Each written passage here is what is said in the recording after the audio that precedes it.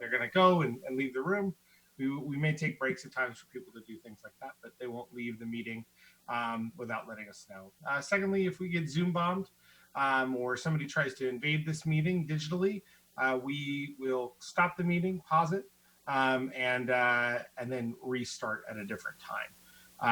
Or if we can restart the meeting shortly thereafter, then we will. But it may have to continue on a new day.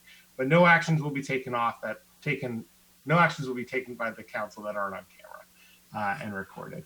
If you'd like to make a public comment, you can do that as a written public comment. So you can send us an email to publiccomment@sonomacity.org. Yeah, I think that's what we got. That email you can send an email from now until the close of public comment at the time when the item comes up for the agenda. So once you get to that item, there's public comment. At the end of that, close of that public comment, no more emails can be taken. You can also join us on Zoom. So go ahead and dial *9 on your phone, or just raise your hand virtually and we will acknowledge you. And it'll work just like regular public comment does. You get 3 minutes to speak. I'll be timing you. So if I interrupt you, say, hey, 1 minute left, 30 seconds left. I'm not trying to be rude. I'm just trying to keep the meeting going. All right, good.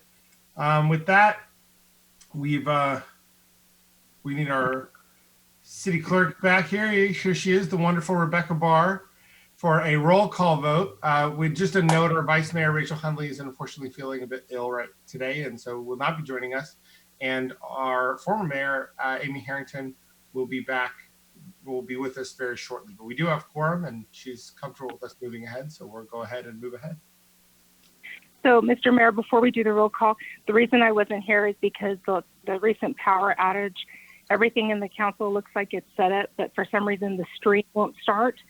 It said it was ready and going, but now it won't. So we are going to ask people to join us on channel 27 and then when we get through with this roll call, we'll see if we can get that fixed. But it is streaming on channel 7. So the YouTube stream closed now? The YouTube and the stream on our Civic Web is not working currently, but it is on Sonoma TV as well as on channel 27. So I will try and get that, as soon as I get you guys going, we'll try and get that straightened out. Yeah, how do we get that message to the people who are watching on YouTube and other things?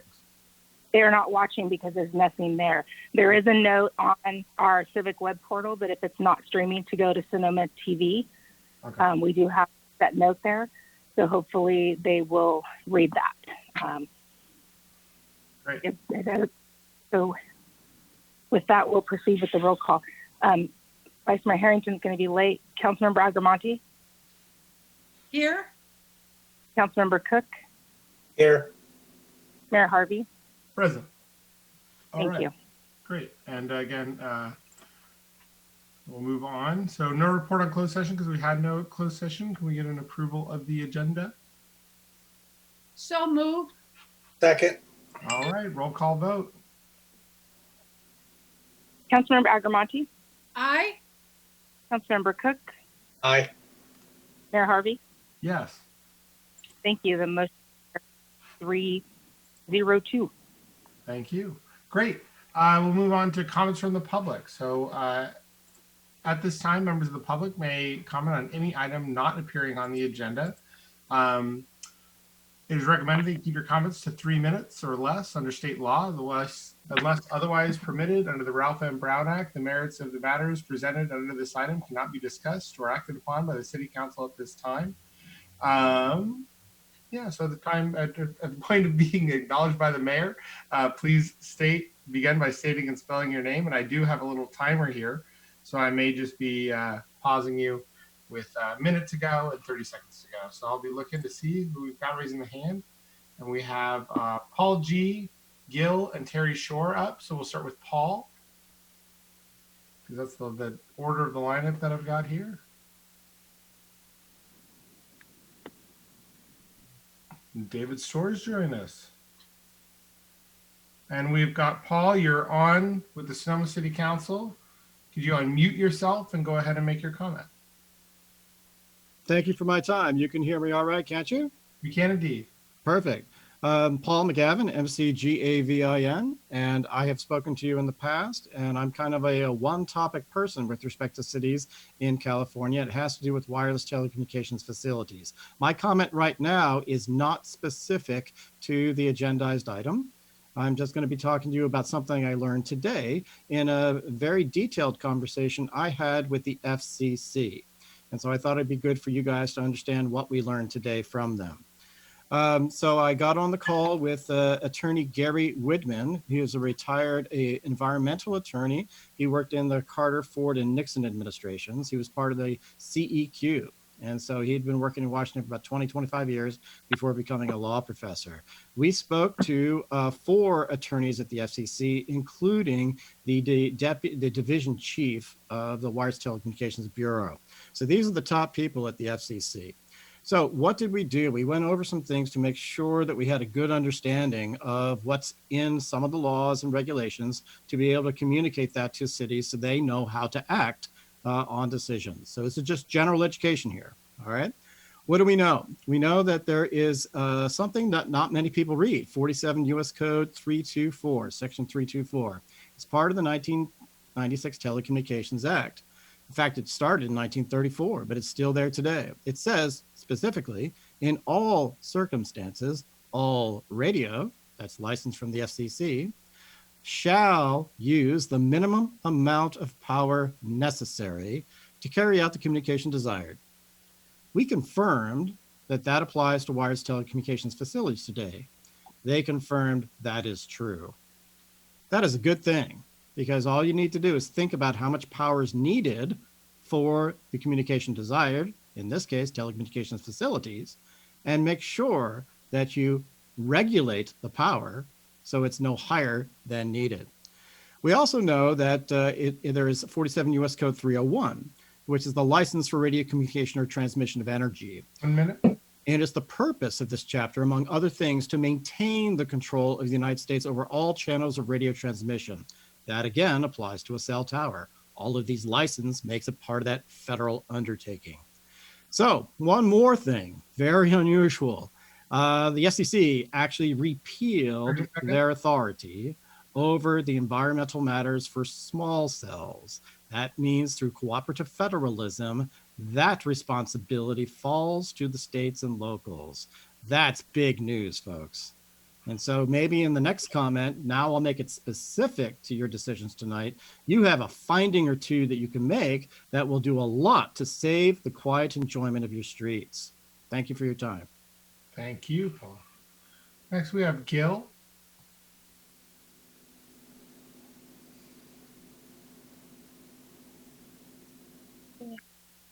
Bear with me just a minute here. I'm not as quick as LaTanya at moving people around.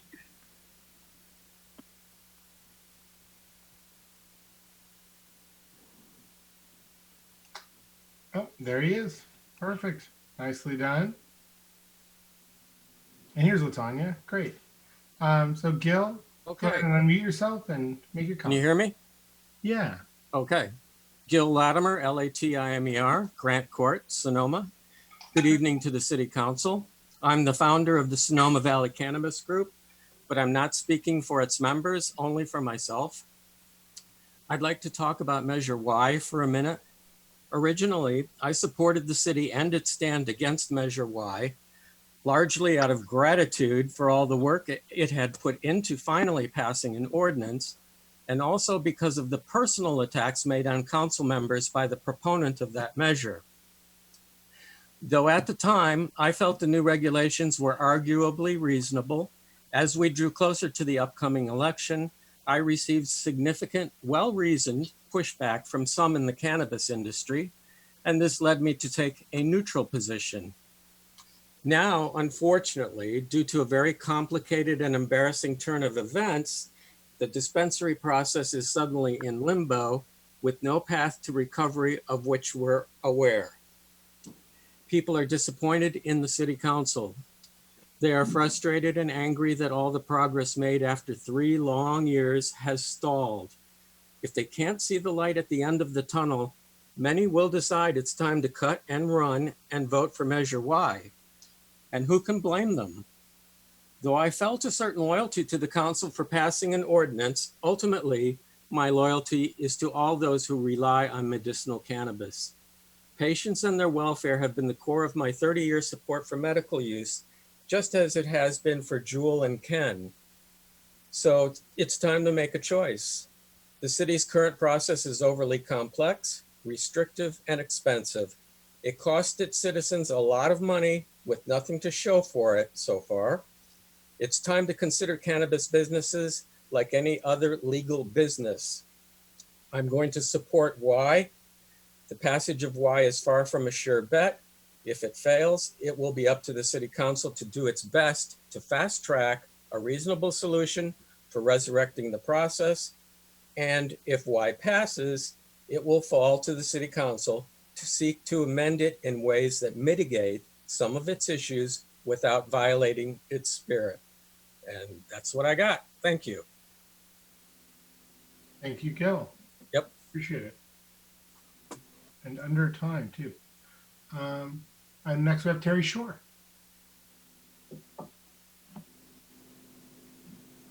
Terry Shore, you are on. It looks like your mic is unmuted, and begin whenever you'd like to. Okay, well, good evening, Mayor Harvey, City Council members, staff and members of the public. My name is Terry Shore. I am representing Greenbelt Alliance and the citizens to renew the City of Sonoma's urban growth boundary. With only 2 weeks to go until the November 3rd, 2020 election, it seemed timely to update you on the status of the renewal of the city's urban growth boundary and Measure W. As you know, renewing our urban growth boundary protects open space, prevents sprawl, is good for climate and diversity, and contains strong affordable housing provisions. Thanks to strong community support, we've been able to raise enough funds for yard signs, ads in the local newspapers, voter mailings, and direct outreach to the voters. To help get Measure W over the line, leadership from the City Council, outside of your official duties, to urge via your networks, email, sharing on social media, and letters to the editor would be very helpful at this time to bolster the grassroots efforts and get yes on Measure W over the line. We're proud to report that the City Council has broad support in the community. More than 100 individuals have formally endorsed yes on Measure W, as well as 24 elected officials and commissioners, including 4 of the 5 City Council members, all of our planning commissioners, Supervisor Susan Gorin, and many others. We hear from people every day at the farmers market and around town that they voted yes on W, but you just don't know. When it comes to organizations, yes on Measure W has been endorsed by Greenbelt Alliance, Sierra Club, Sonoma County Conservation Action, North Bay Labor Council, Sonoma County Democratic Party, the Climate Center, Sonoma County Climate Activists, and Community Alliance for Family Farmers. And I will just add that one of our most exciting endorsements is from Generation Housing, an important new housing advocacy group. Its board includes nonprofit housing developers, Burbank Housing and Midpen Housing, as well as the Housing Land Trust of Sonoma County, market rate developers, and other housing advocates. So is my time up? Well, that's basically everything I wanted to say. You still got 15 seconds if you want to finish up.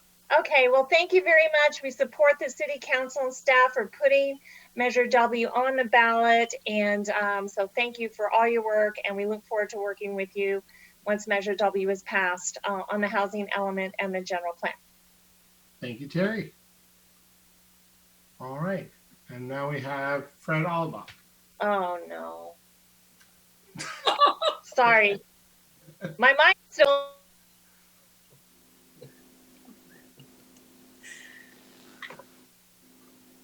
That's show business.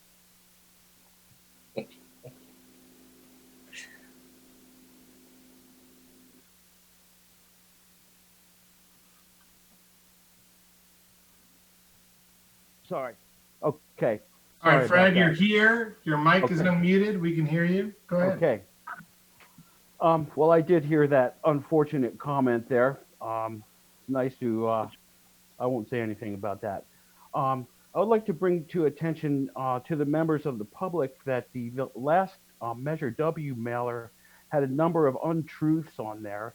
One of them being that planning staff endorsed Measure W, which I was told by top city people that planning staff did not endorse Measure W, and that the Planning Commission did not endorse Measure W either, and the Planning Commission is not allowed to endorse Measure W. So that was on the last Measure W mailer, and I don't know if Yes on W retracted that, but I would like to just bring that to the attention of the public that those things were not true. Also, I'd like to note that many people have voted no on Measure W, including some substantial influencers in the environmental community, and that no local organizations have endorsed Measure W, and that Generation Housing's endorsement was by staff, but not by their board. So there's other opinions on Measure W, and I think that the public should look into my blog on the Sun website and also my Facebook blogs on this to get some alternative views about Measure W, because I think we have some really strong points, and that these points are more than just slogans about sprawl and stuff like that. So have a look at it before you decide to vote on it, and thanks very much. Great. Thank you so much, Fred. All right. Do you have anybody else rising for public comment?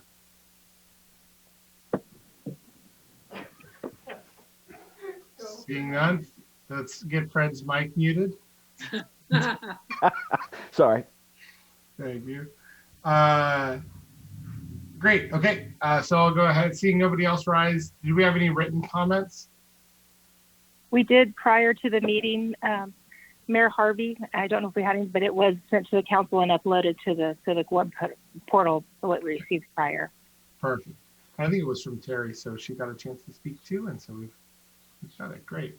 So we'll go ahead and close public comment, bring it back to the council, and I would like to welcome Councilmember Harrington, who's now joined us. Thank you. And great. We're moving on. I know that we have meeting dedications today, so if Councilmember Agramonte would like to Thank you. dedicate the Yes, thank you so much. You know, I'm a person who went to 11 grammar schools before high school, so we moved around a lot. And one of the things that I love about the city of Sonoma is that there are families who have been here for generations. And one such family, the Pimentel family, has been here for decades. And I just wanted to let everyone know, Christine Marie Stovall, 70, passed away on September 20th, peacefully in her home beside her loving family.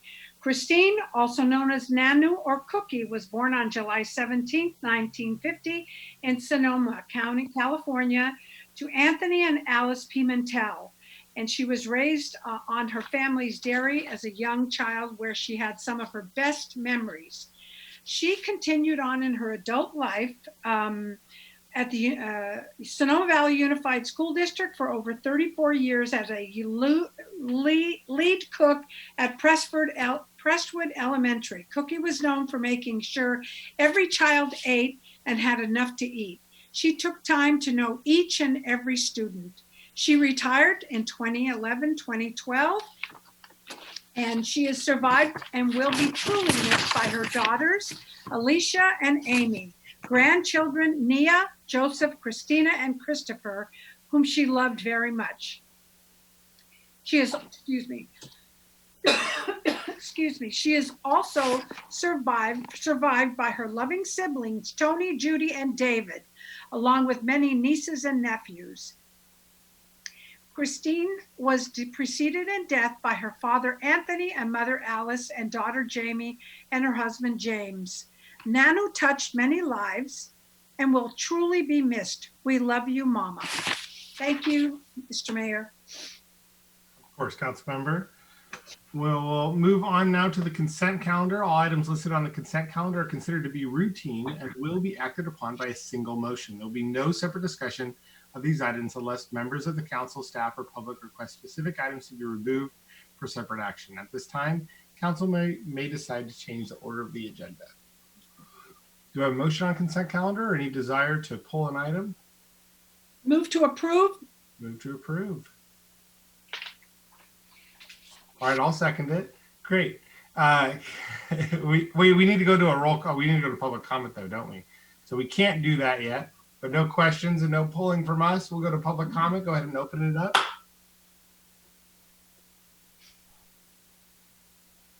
Seeing no one rise for public comment, we'll go ahead and bring it back to the council. And we get that motion again, Madeline? Move to approve. Thank you. Second. I'm There we go. David was waiting for a proper process. Yeah. It's all good. It's all good. So we'll go ahead and have a roll call vote, please. Councilmember Harrington, Aye. Councilmember Agrawal, aye. Councilmember Cook, Aye. Mayor Harvey. Yes. Thank you. The motion carries 401. Unanimous vote. Beautiful. Moving on to item 6.1, discussion, consideration, and possible action on Verizon small cell sites in commercial areas by adopting 3 resolutions on 2 separate appeals. I'm not going to read the rest of this because this gets pretty long, and I'll go ahead and turn this over to David Storr. And I'm just going to recuse myself on this one. Sweet. Thanks. You are recused. Thank you, Mr. Mayor, council members. David Storr here. Good evening to all. You may recall that in June of this year, your city council held public hearings on these 2 appeals for the 3 cell permits that are located in commercial zones in our city. And at that hearing, resolutions have been prepared for adoption, basically from a recommendation from staff and the planning commission. At the meeting, the applicant Verizon, who was one of the 2 appellant bodies, requested additional time to consider a redesign of the antennas to allow 2 radios or 1 radio, as the case may be, to be placed in a redesigned antenna.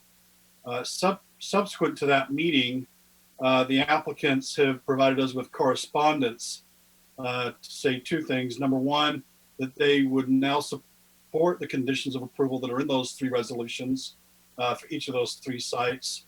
And they also said that subject to the approval of those resolutions, they would be withdrawing the 7 applications for cell sites within the residential zones in our city.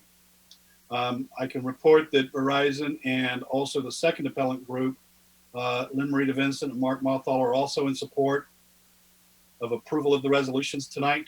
And I'd also like to last point out that the action that you'll be taking tonight on these 3 use permits is categorically exempt under CEQA. This concludes staff's report, and happy to answer any questions, Mr. Mayor. Great. Do we have questions for staff? No, looks like no. Kathy, you got something? Mayor Harvey, I just want to, our city attorney, Jeff Walter, is having some electrical issues at his home. His power's down. So I think John Abachi was lead on this issue. Hopefully John is on. So anyway, just want to mention that to council. Hopefully we'll be able to get Jeff back on here shortly. Thank you. Okay, great. So we'll go ahead and bring it out to public comment. And we've got Paul G with his hand up.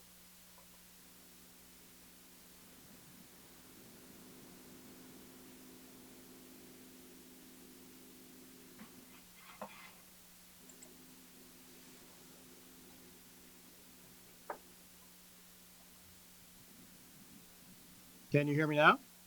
We can, yes. Perfect. All right. So this is my agendized item comment. I test and affirm the following statements are true, accurate within my personal knowledge. There is an active complaint with the FCC for the CBR Verizon WTFs 006, 007, and 012. I confirmed that with the FCC today on October 19th, 2020. 3 separate February 5th, 2020 complaints were filed against the CBR Verizon WTF 006, 007, and 012, each of which violates FCC CFR Rule 1.1307 from the procedures implementing the NEPA Act of 1969. When you look at that rule, Table 1, transmitters, facilities, and operations subject to routine environmental evaluation. Subpart H of Part 22 says, cellular telephone radio service, non-building mounted antennas, height above ground, level to lowest point of antenna, less than 10 meters, that's 32 feet 9 inches. And total power of all channels greater than 1,000 watts of effective radiated power, that meets the criteria for all three of these devices. So the city of Scottsdale, Arizona, about a month ago, and I today confirmed that any WCTFs that violate this rule cannot be constructed. That's what the FCC says. Until the applicants complete the environmental assessment and they receive a FONSI, a finding of no significant impact from the FCC. The FCC knows that you're all voting on this tonight, and they have confirmed the complaint is active and in force. Now look, a properly sited macro tower that's 200 feet vertical and 2,500 feet off horizontal will give you 5 bars of telecommunications service. See, that's a signal strength of minus 85 dBm, which is the sweet spot. And that describes Sonoma today. If you, the esteemed city council members, vote through these permits tonight, you'll forever destroy the quiet enjoyment of streets in our crown jewel, the Sonoma Square in our downtown. Doing so is sad, unnecessary, and also in violation of the City of Sonoma General Plan. The City Council has simply not completed their due diligence. The city is throwing away public safety and is doing so without sufficient insurance coverage. Quite simply, you've been played by the wireless industry. You are being the patsies. Approving these permits is completely unnecessary. You could include a condition tonight to limit the effective radiated power to that which provides adequate telecommunications service and no higher. That is not surprisingly minus 85 dBm, the industry standard for good telecommunications service, enough to enable telecommunications and no higher. Problem solved. That you could do tonight. Or you can set a conditional use permit to limit everything. So what will one of these do? It will put power on the streets at 25 million to 250 million times higher than that needed for telecommunications service. That is overkill by any definition. Look around. In Plumas County, just yesterday, a WTF on the street measured at 1.25 million radiation units. That's much higher than the 0.002 needed for telecommunications service. With that much noise, quiet enjoyment is not possible. Is up. Thank you. Now we have pa@mallp.com.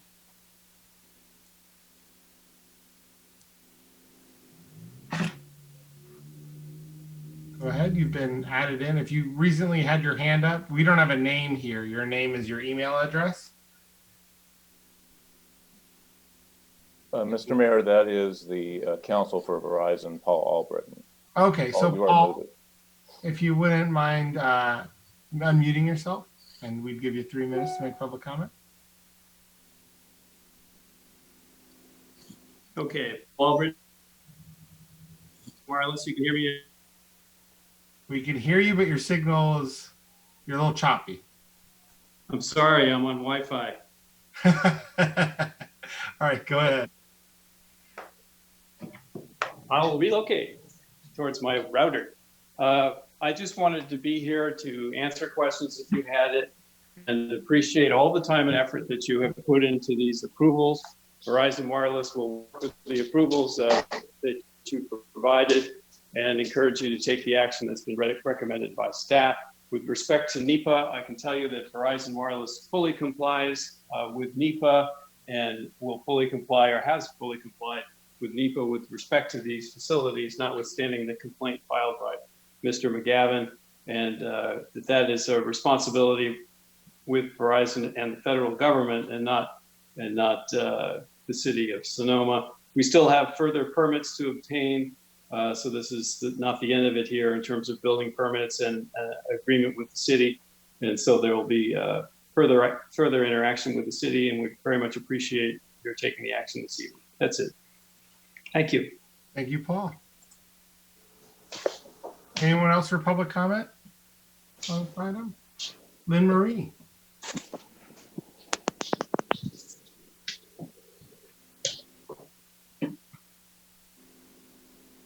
And Lynn Marie, you are live with the Sonoma City Council.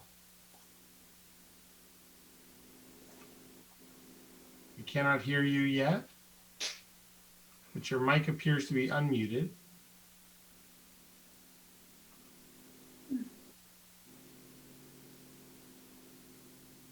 Still can't hear you. Don't know if you're talking. Mr. Mayor, I can give Lynn Marie a call on the cell phone, and we can try to come back to her. That works too, certainly.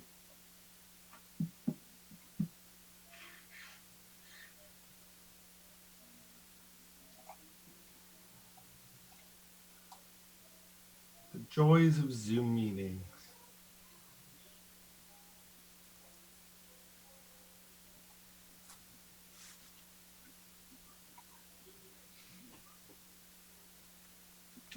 Mayor, I have Lynn Marie on my phone here. I'm going to try to use it here. Yeah, I don't know how this works. Yeah, we can hear her. I just got mute.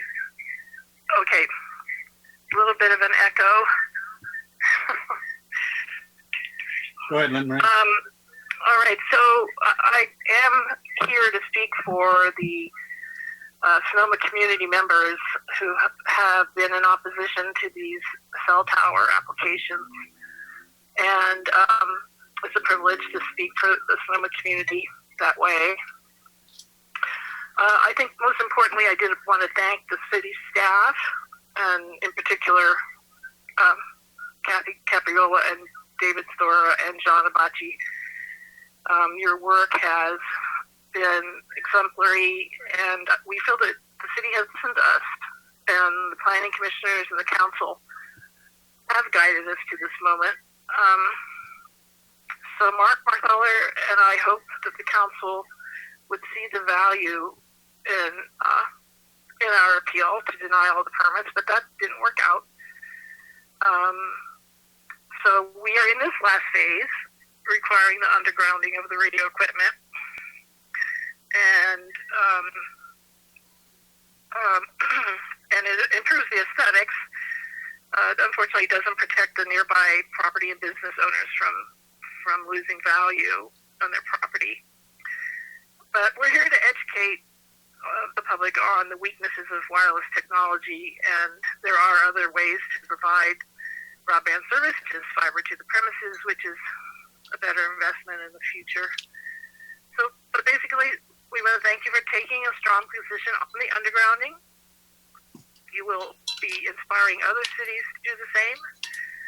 And our new ordinance, which we also thank the council for working overtime to accomplish. The new ordinance will better protect us in the future from any new applications from the other carriers. So Mark Mathaler and I do offer our approval to adopt these 3 resolutions. That's it. Thank you, David, for helping. All right. All right. We'll talk to you soon. Thank you, Lynn. And is anybody else coming for public comment?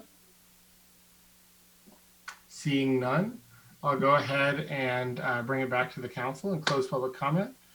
Do we have any any comments from council members or staff? Mayor Harvey, just I don't know whether our John Abachi from our city attorney's office wants to speak at all to the question of NEPA. The Verizon attorney did, but if there's anything that John would like to add before council takes any action. I would just say that each of the resolutions within your packet addresses all those issues that were before you during the public hearing, makes those findings that were required to be made under the municipal code. And so those resolutions reflect the evidence that was brought, the entire process, the entire record for each of these 3 applications throughout the years. And your decision tonight is based on that record and based on that evidence and based on that public hearing and not based on any other extraneous matters, including any complaints that may have been made at any point in time. Okay. Thank you. John, do you want the council to take separate actions on each resolution, or can the council move and adopt all three with one motion? I believe the council can do that with one motion. Okay. Do you have comments from council? Madeline, if you're speaking, we can't hear you. Controls away. There you are. So I move to approve 6.13 resolutions there. Thank you, John, for that. I thought I would have to read everything. Thank you so much. Second. Great.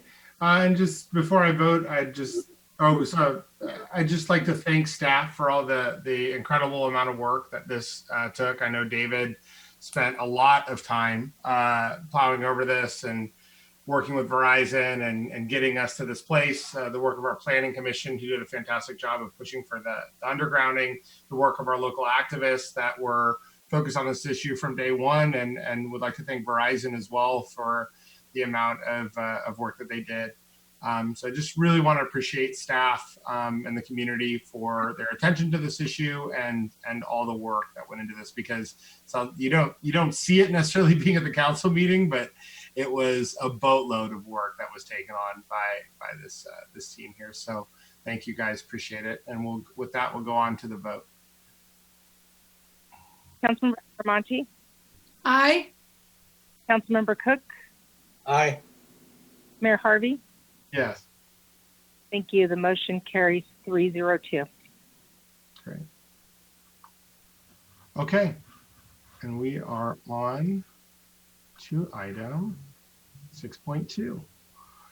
Presentation, discussion, and update on progress on implementing the city's climate action and environmental sustainability work plan.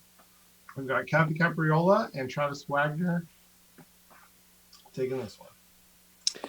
Great. I'll just, while we get Travis on, just remind the council that about 6 months ago, about a year ago, we hired a part-time environmental and a sustainability coordinator, Travis Wagner, and it's a delight to have Travis on our team. This is a half-time position.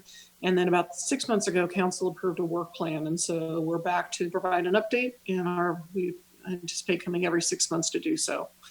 So this alternative meeting, we'll have some more information coming to you as well, but I'll turn it to Travis to go through the presentation.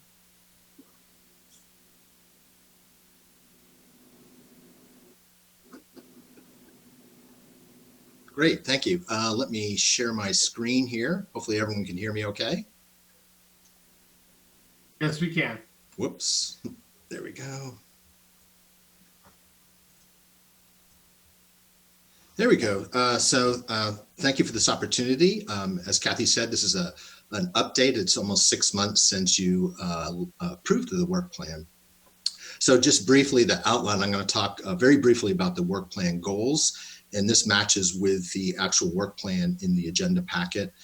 And then there were 5 sections: energy, water resources, transportation, waste minimization, and miscellaneous, with those accompanying actions that were in the work plan. And I'm going to give the status update of each one of these. So again, these are the goals that were in the work plan.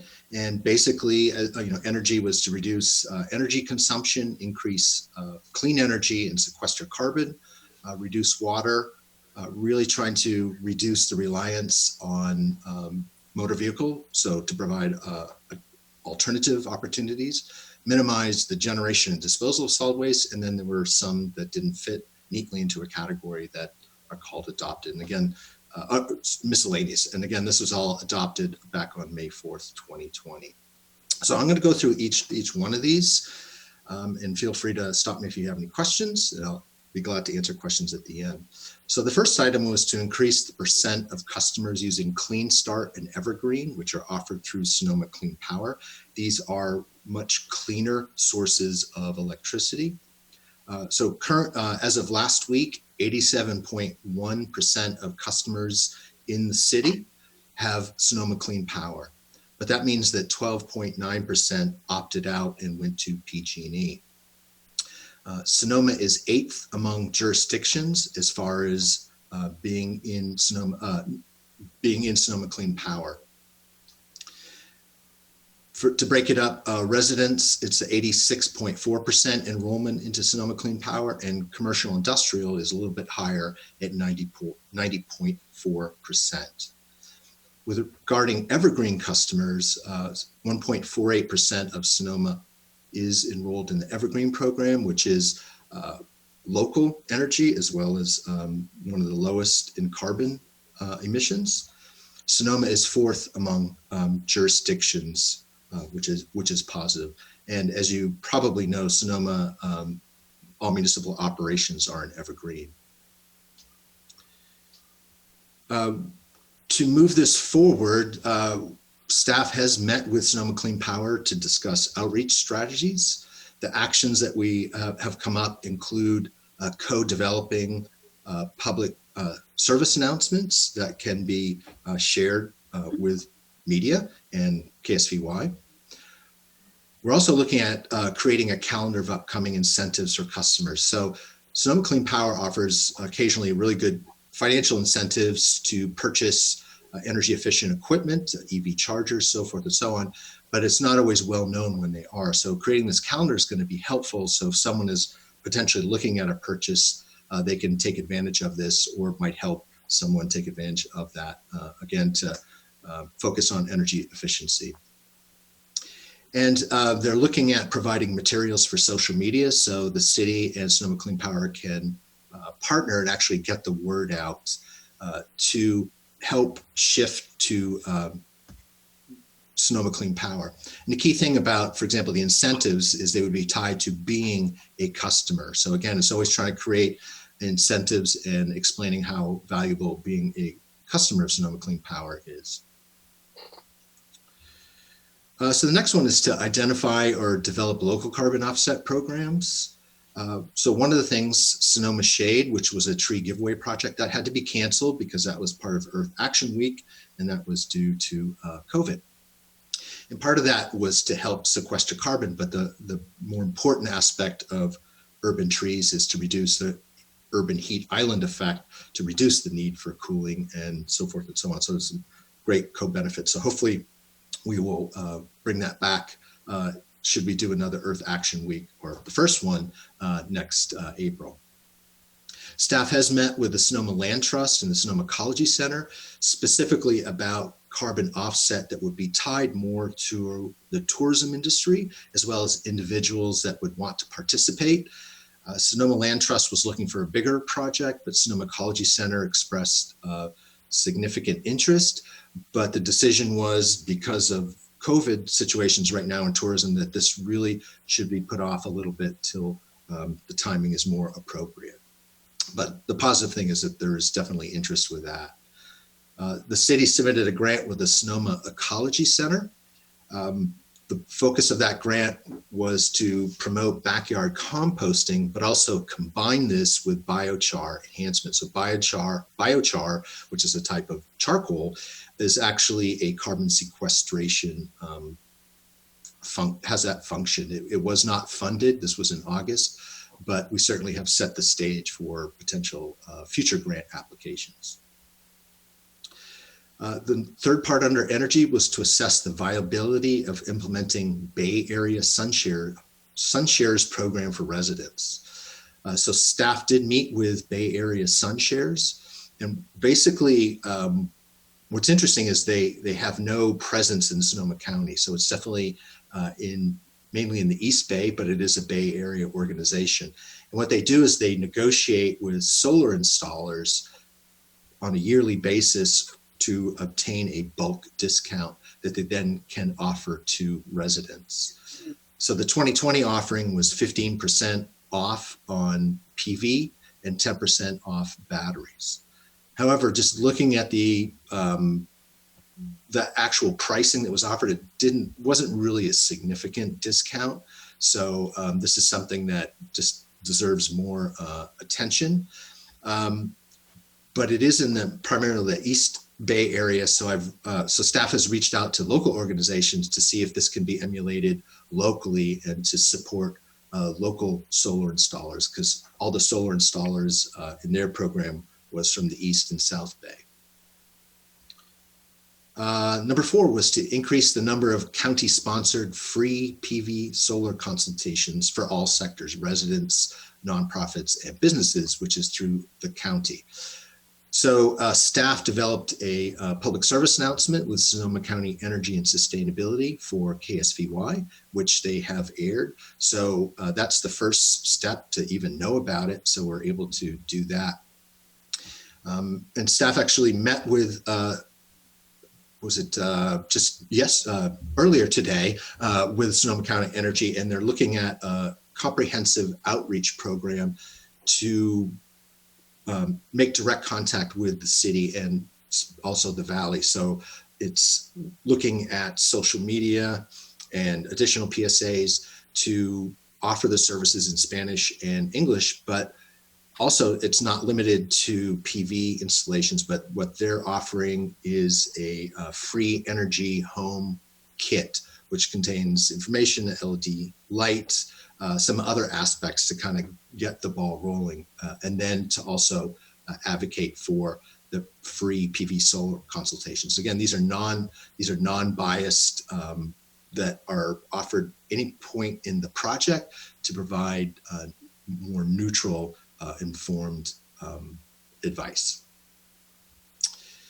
So another additional action that wasn't in the work plan, but certainly is worth noting, is through BayREN, which is the Bay Area Regional Energy Network, that's sponsored by the, I had to write this one down, the Association of Bay Area Governments. So what they have offered through reaching out to them is a no-cost energy audit of municipal buildings in Sonoma. So currently we're on the data gathering stage, and we actually late Friday just got all the historical utility data from PG&E.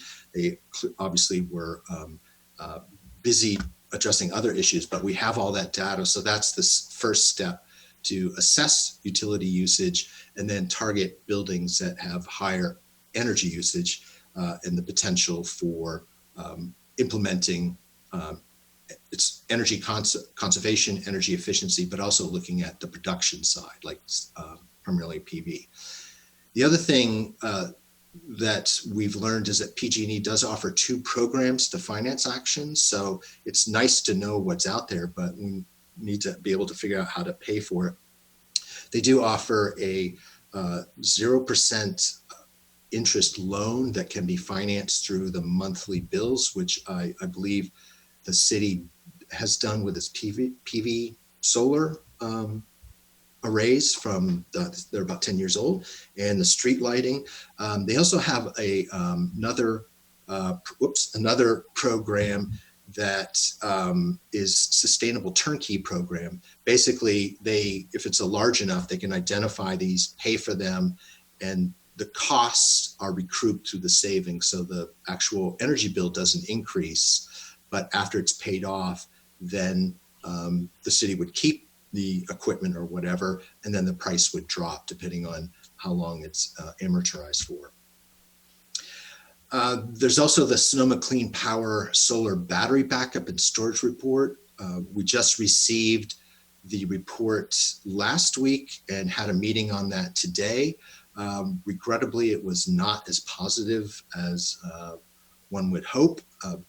If they installed battery backup at the police station and the corporation yard, there would never be a payback period because of the current very high price of batteries. But this is something that at least we have the data, and as over time, batteries are going to drop in price, and it may become a project that's worthy at that point. So with water resources, shifting resources, the installation of advanced metering infrastructure, I don't have any update other than the project is continuing as planned. The second one was to develop and implement education and outreach to increase turf removal rebate program to conserve water and obviously always conserving energy.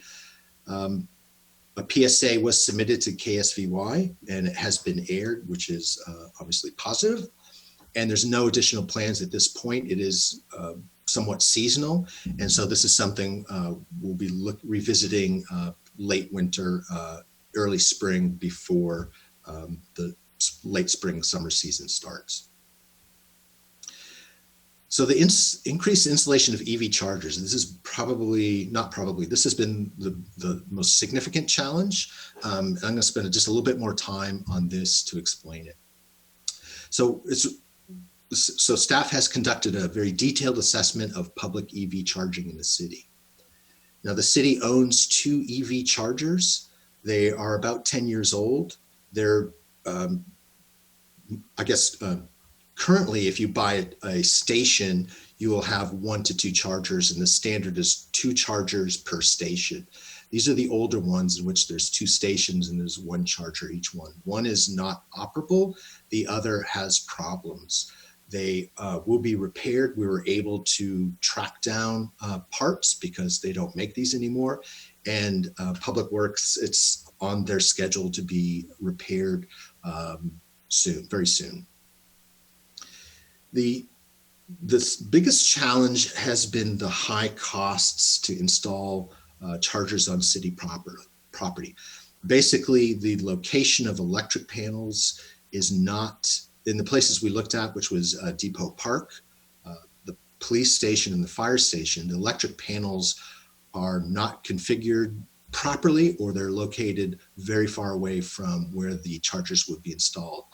So it's extremely expensive to do any type of trenching or to bring that power a long distance. Clearly, the location of panels wasn't in anyone's mind when they were designing buildings, but EV vehicles weren't there. So this is something that in the future should not be a problem. And I'm going to revisit this in the next slide again. There are 4 DC fast chargers. So the DC fast chargers are the ones that are so-called destination chargers, where you can pull up and basically do a complete charge in maybe 30 minutes. There are 4 of them located at the Bank of America parking lot. They should be online soon. In talks with the company that owns them, they thought sometime in October. They're waiting for PG&E. So they're just not sure exactly when that's going to be. So that's going to be a significant increase in charging capacity in the city. Now, Sonoma Clean Power did have a rebate program that started on August 8th. I think they allotted about 1.8 million. They very quickly received requests for well over 3 million. So it was underfunded. It is a 3-year program. There'll be a little bit less money next year and then the following year. They have authorized rebates for 2 locations for chargers in the city. So, but the identity is not publicly available.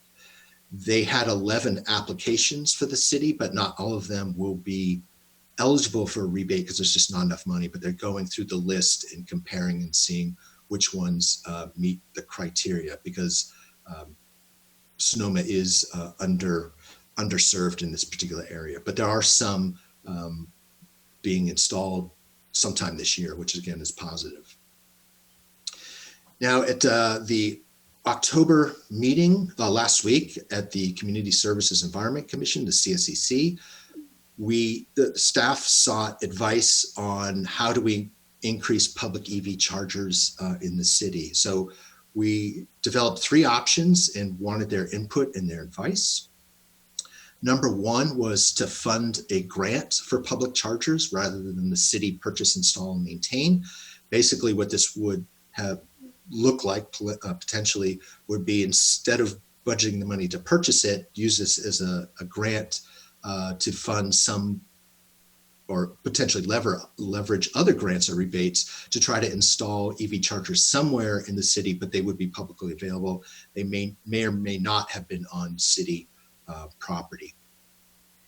The second one would be to consider taking ownership of the Depot Park Museum electric meter for a lower cost installation of L2 stations. So let me break this down.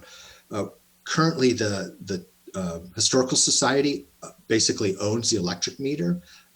That is a potentially good location for chargers, because it's relatively close to the parking lot.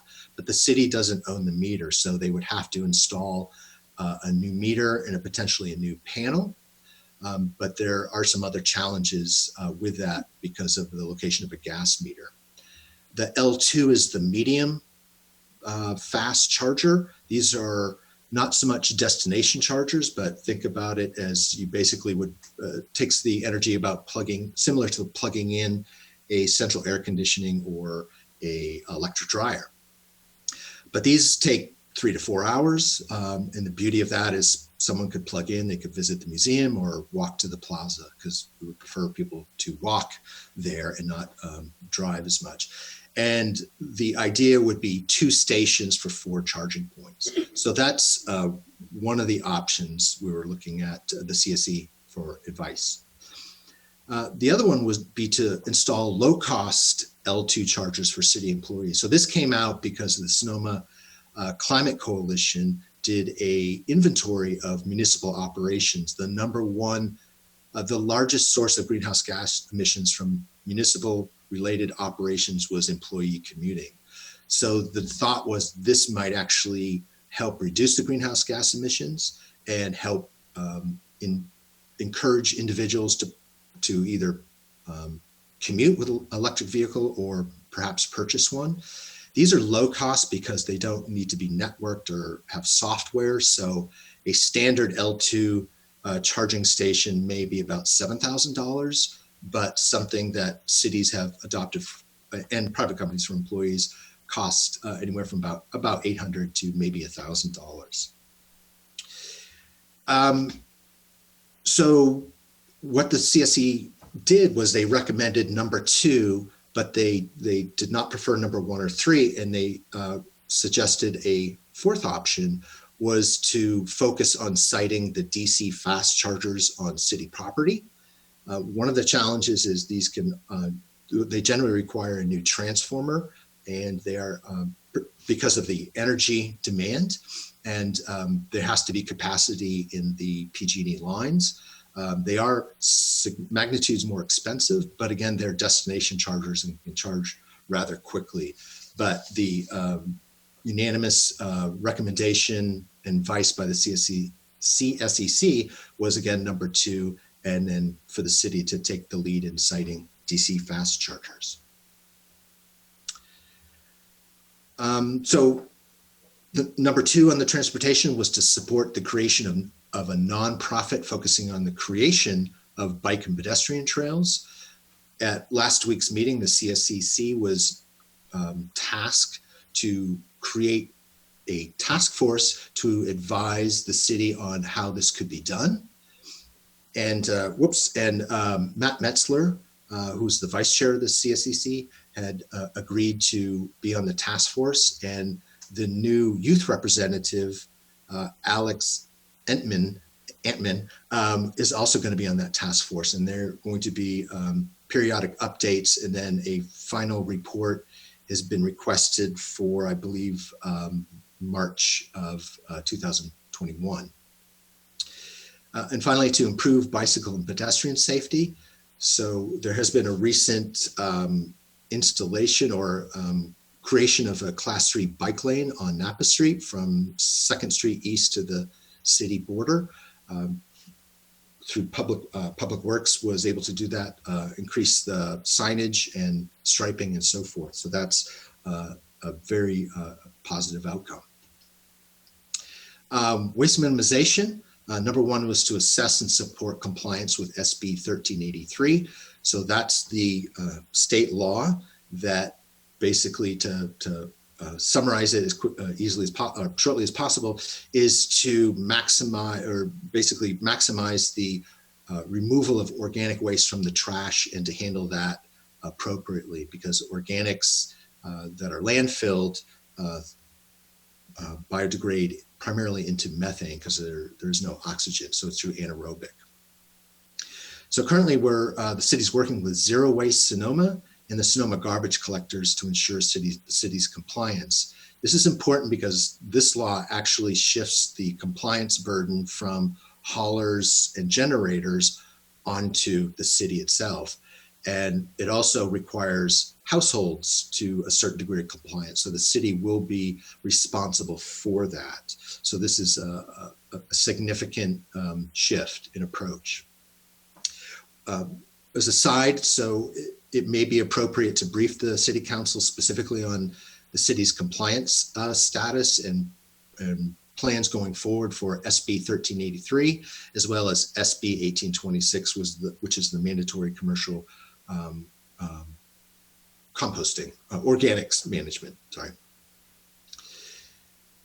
So, but a couple things about this is the Sonoma garbage collectors will need a system modification by January 2022 to collect all residential food waste, which doesn't occur right now. In discussions, there appears to be a pretty low cost solution to this. Just needs a little bit more investigation, but that appears to be a better than expected outcome. So that's good. Staff is currently investigating potential local management options. Currently, all our organic waste, most of our organic waste is shipped to Napa, but looking at local options. So that's an ongoing effort. Just to give the City Council sort of a preview of what's going to be required from the City Council is by January 2022, the city must adopt an ordinance that implements the program, but with an enforcement mechanism in there. An ordinance for construction and demolition recycling for residential and non-residential projects. An ordinance for water efficient landscape requirements, specifically that involve the application of compost and mulch, trying to close that circle. If you're composting, you need to create the end market. The city will be required to procure about 880 tons per year of products from organic waste, specifically compost and mulch. And then there needs to be a procurement, I'm not sure if it's an ordinance or a policy, I have to look at that, paper with a specific recycled content. So some of these may exist, but we just need to make sure that what does exist actually meets the spirit and intent and the letter of SB 1383. So number 2 is to adopt a zero waste resolution and polystyrene reduction for ordinance. Zero waste resolution is on tonight's agenda. The model polystyrene ordinance was presented to the City Council. I think that was in January. It was shared with the staff and Zero Waste Sonoma presented this to the CSEC and also to the business community. So there was a concerted outreach effort through letters, and there was a meeting with the business community on the draft polystyrene reduction ordinance. Suggestions were incorporated into a draft, but further action has been delayed due to COVID. To develop and implement education and outreach plan to improve recycling and organics collection. This is actually tied somewhat closely to 1383, so they can be produced collectively. PSAs have been prepared and submitted to KSEY. Hopefully you have heard them. They're under the Please Recycle Right Sonoma, and there's also Know What to Throw. These are sort of the beginnings of a education and outreach program. So it's just setting the stage and kind of testing that out. So the next step will be in about January to develop a detailed plan for data collection and assessment. What's being generated, what are the problems that need to be addressed, assessing compliance to help identify any areas that need a specific focus on education and outreach, and then to develop an overall general residential commercial outreach plan to not only, again, increase recycling, but organics collection, in part driven by SB 1383, but overall. Number 4 was to improve the plaza public trash and recycling receptacles. So the Proposition 68 funded project is on hold until 2021, but there's sufficient time because the project must be completed by June 2024. The Current plans include new receptacle stations on the plaza and also a bottle filling station, because we're always looking to not just recycle better, but to reduce as much waste, generation of waste as much as possible. So the last category is to update the revised sustainability website with a focus on available tools and resources. The revised website was launched. It's a soft launch. We haven't really spread the word yet because you always want to find out if there's any broken links or errors. I haven't discovered any yet. This is the URL. I'm a little, I have a little trepidation about clicking it and then being popped out of Zoom or something, but there's the URL. We've replaced and updated. I have a few screenshots just to show you, but over here, the categories that match basically what's in the work plan, except one is sustainable tourism, which is a little bit different. And each page looks like this. So we have a tools column, and these are, you can click them on and they're calculators or ways to determine how you can do things. So it's really a how-to, whereas on the right is what you should do, what you can do. So these are the actions, and to the column to the left is how to actually do this. And then the bottom of each one, for each one of these pages, is FAQ. So you click it on and you can read through them. So we're still making sure everything is correct and updated and accurate, but we're very happy that we were able to get this loaded, and Sarah Tracy deserves a special shout out for all her help on that. Number 2 is increase the number of certified green businesses. Just no actions have been planned until after post-COVID restrictions. And the final one of this category is to launch a Shop Local Sonoma program. So the Chamber of Commerce has adopted a Shop Small program, and this is going to be expanded for the holidays for 2020. And finally, this isn't within a category, I just want to finish up on this. The important thing about sustainability is not that you just do discrete actions, but that it becomes more of a knowledge base, and it's how you view things. And so what we're seeing in the city is that greenhouse gas reductions is becoming an important metric in many operations. So I just want to talk a little bit about the Public Works project, about precision concrete repair and placement of sidewalks. So traditionally, if you had a panel on the sidewalk, you would just replace the whole panel. So it looks something like this, where you have the panel coming up, it's a tripping hazard, it needs to be replaced. And this is the precision repair of that, where you can just cut it and fix that one spot.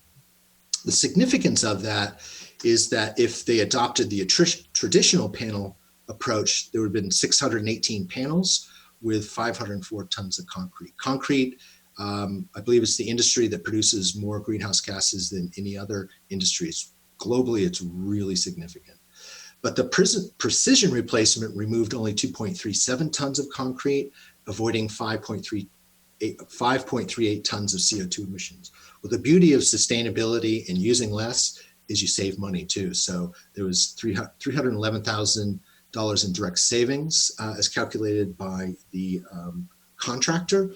So it's multiple wins in that particular.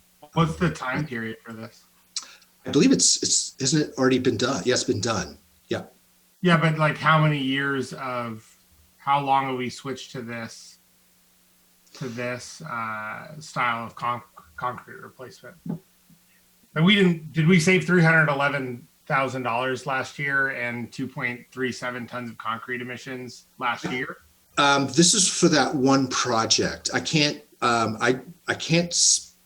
talk about the time frame of the $311,000 in savings, but the emissions were as a result of this one project. So it was through the using less cement, but also you have to haul less cement to be processed. So there's also the fuel aspect as well. Cool.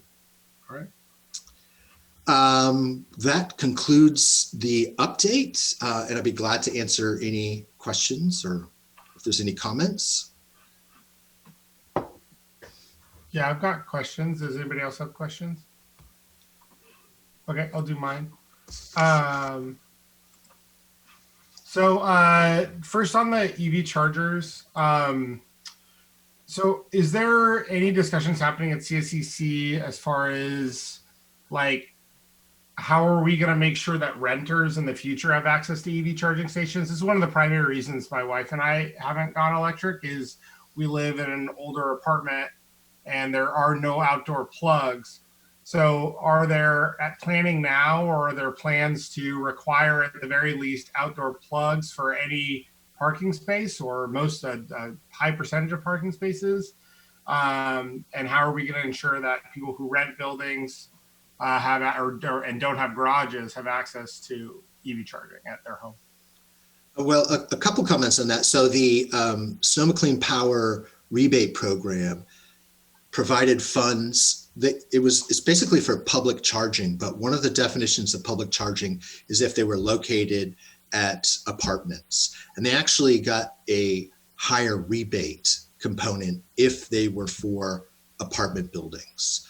At this time, I don't know if any apartment owners submitted an application because that information is not there, but there is that push to get them for apartment buildings.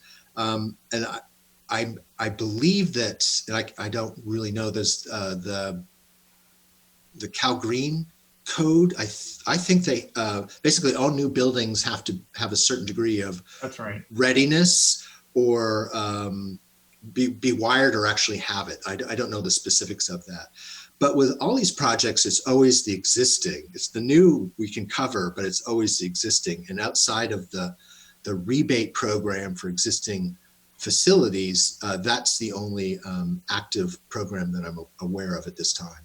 Certainly would be interesting to kind of make sure that our local businesses were aware, or local businesses and multifamily units were aware of that program, just because that would be a good source there. And then maybe I would like, and maybe just David Storr could reach out to me personally, just like some clarity on what it says about new buildings. I was at an apartment complex for work the other day, and there was just simple three-prong plugs in the overhangs, that they had for the parking, and there were a couple people charging EVs there. The second question I've had is is there any requirement that you know of, at the city or in the county that how do we know that these EV chargers are going to be properly installed? I met with electricians recently, and they talked about the electric vehicle infrastructure training program. And this is like a training program that teaches people how to install these. And right now we have two that don't work in the city of Sonoma. What we want is to have ones that are reliable and safe. And once you get to like level 4 charging, these are pretty intense in terms of the electrical power that they're working and the potential safety hazards that they have. So I don't know if you're aware of those or if that's the discussion that's come up. Yeah, I have not heard that. And I will say this, the city chargers, it's a broken piece of plastic. So if you visited them, the charger goes into a holster, and one of them you can't pull it out, which was a relatively common defect over time, just its use. And the other one, someone has sealed off because that was the same thing that's happened. So it's not, that wouldn't be an installation. It was just a mechanical failure. But with some of these, there is a permit requirement, but I can't speak to inspections or whatever, other than it's just the people that install it are properly trained. Yeah, I mean, when the staff met with the potential company and looking at would we even file for or put in an application for the rebate, it was a licensed commercial electrician that was their specialty. But that was just doing due diligence. But I can look into that and get back to you on that.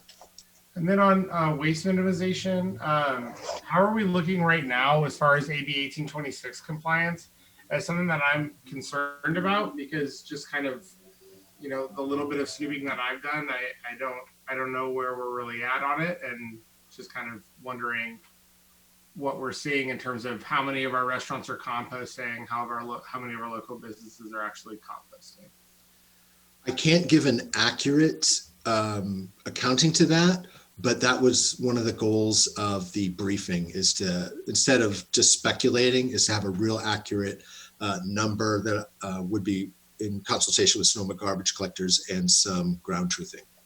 Yeah, I think that would be really key, because 1383 compliance is going to be really difficult for a hauler of any scale to handle. And so just kind of understanding where we're at with AB 1826 is going to let us know better about how we're going to handle 1383. And then it's also, I mean, the amount of waste that you can capture and get out of landfill from restaurants, amount of food waste is incredible. I mean, we're talking 3-4 yards of material, 2,000 pounds of material a week from individual restaurants. Mm-hmm. So it's not insignificant, and all of that produces methane when it degrades in landfill.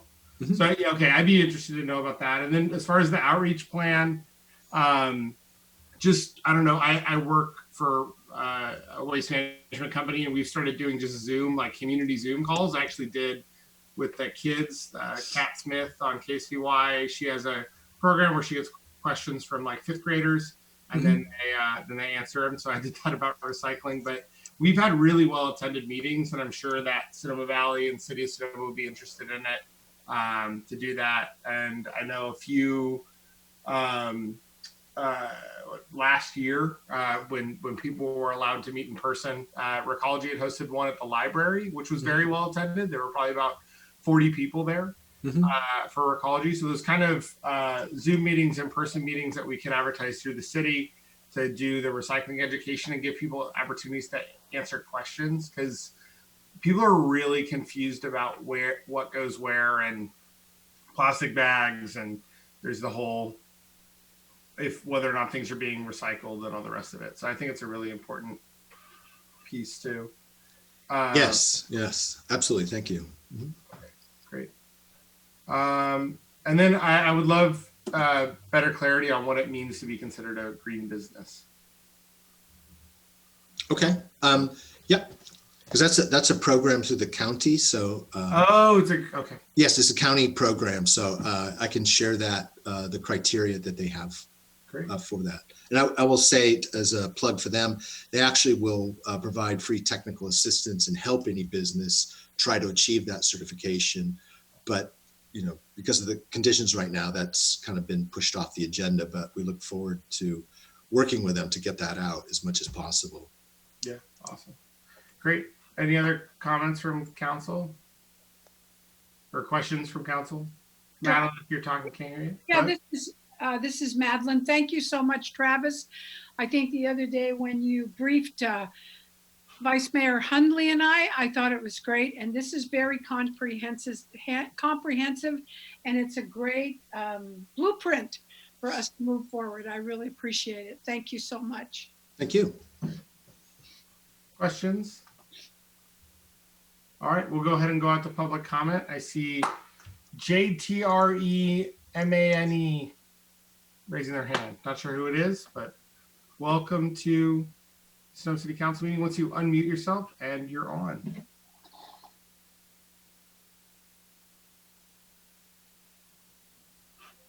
We cannot hear you.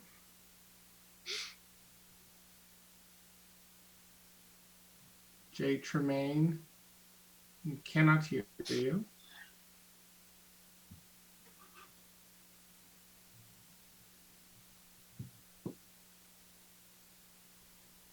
I'm seeing technical issues. I don't know if we've got a phone number here, but I don't know if we can call it.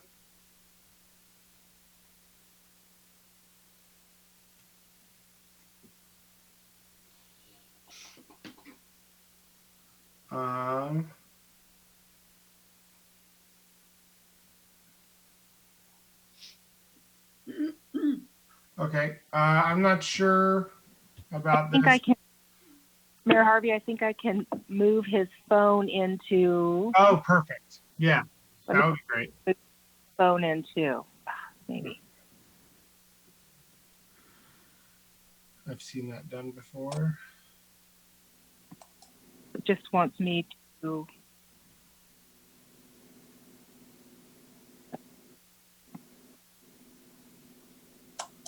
All right, I think if we unmute him, I asked him to unmute. I can't. Him.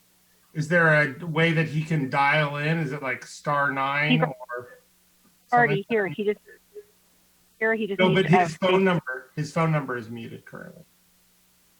yeah, he has to unmute it. I have to mute him. All right. If you could figure out how to unmute your phone.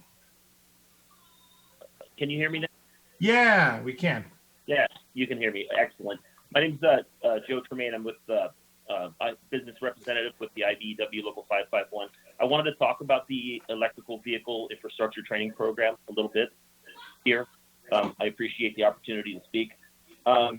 It's essentially a 25-hour class that can be taken by contractors and electricians at the same time.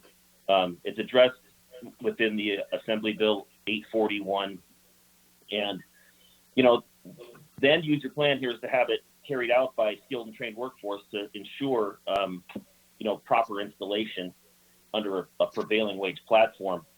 So a few things about the EVITP, some of the course overview stuff. They have, they teach you the EV battery type specifications, charging characteristics, utility interconnect policies and requirements, utility grid stress precautions, including demand response integration technologies. They also have the EVITP teaches the installing, commission, and maintaining of the electrical storage devices, which is what a lot of people are having an issue with, is the maintenance. Charging stations fundamentals, including brand model specific installation instructions.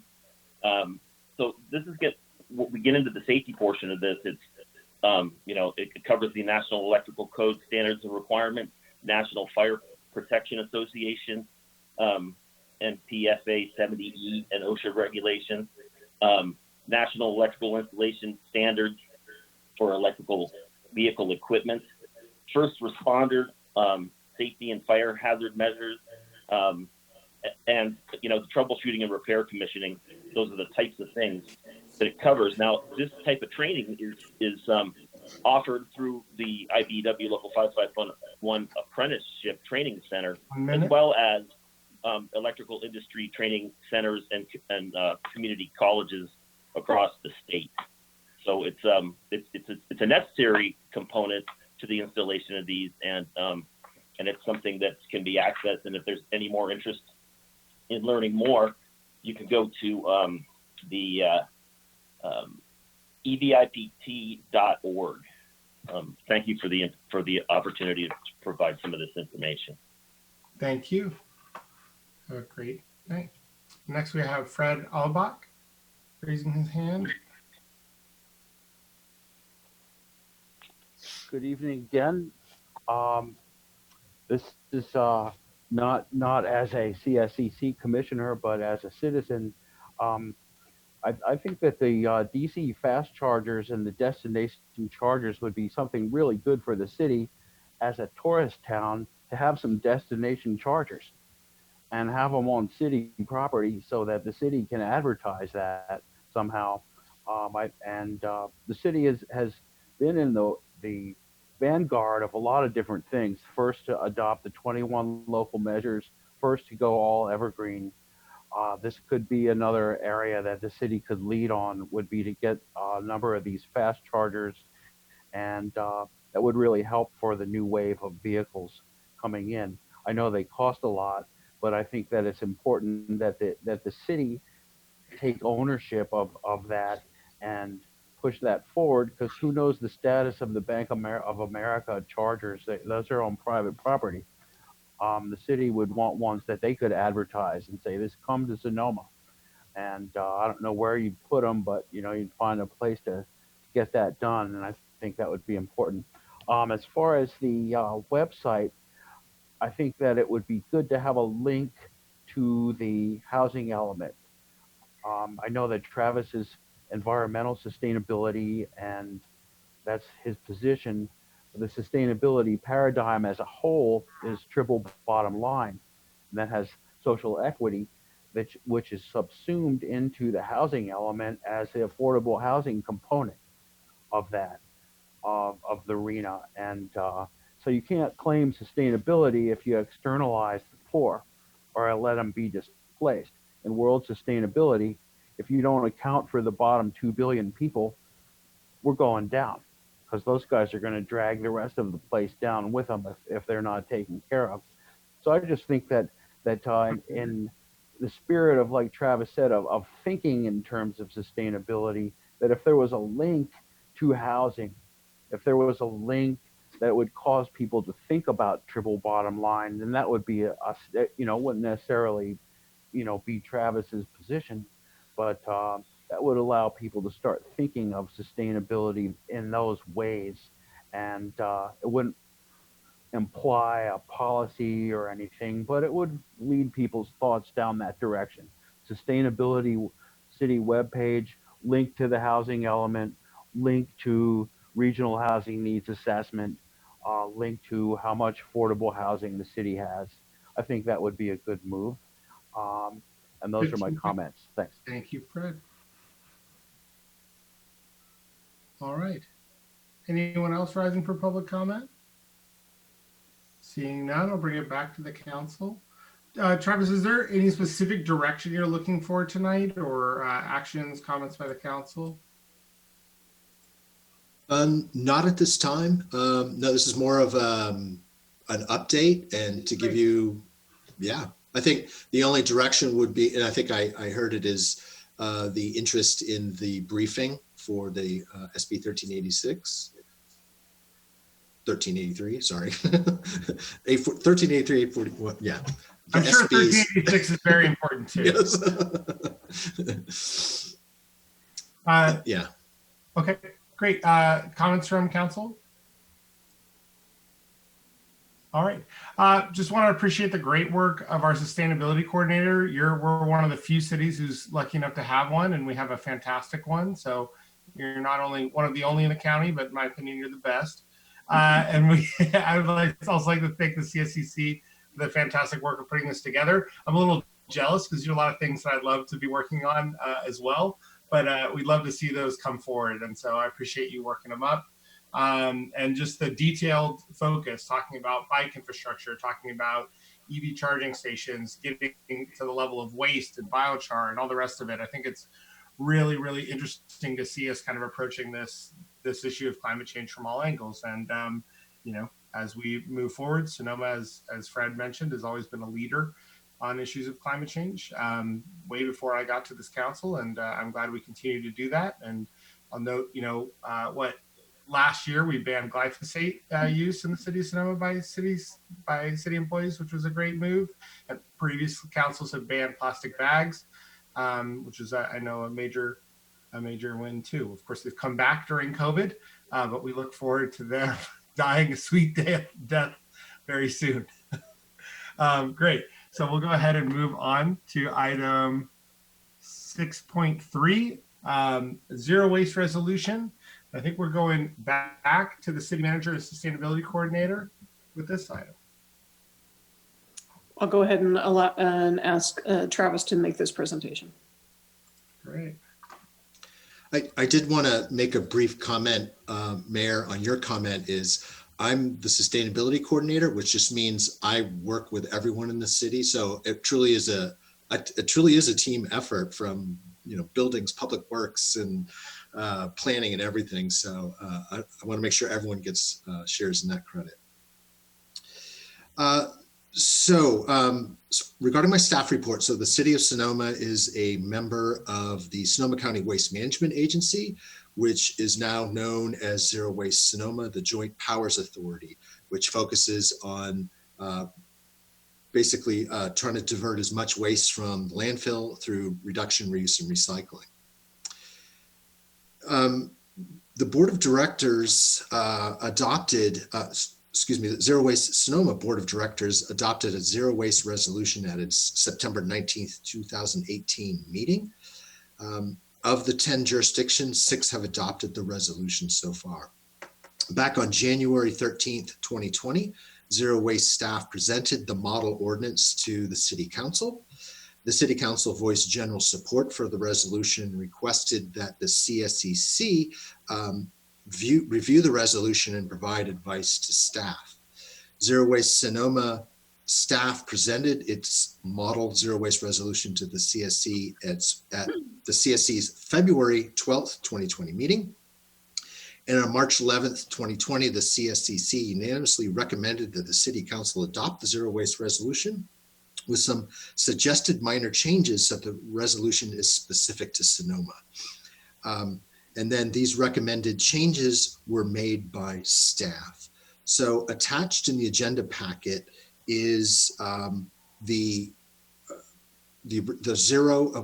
model with two comments in there, and this is what staff was recommending changing and a brief description of what they were. So the second resolve incorporates the amount of residential solid waste landfill specific to Sonoma, because it was Sonoma County, but we have a different hauler, and we are slightly different in that case.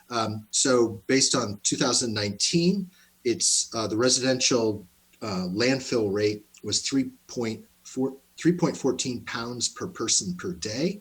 In reality, this is going to go up significantly to the degree which we're not sure in this year because of COVID. But that's the most recent data that we have, which is actually a pretty good number, and it's lower than the county average.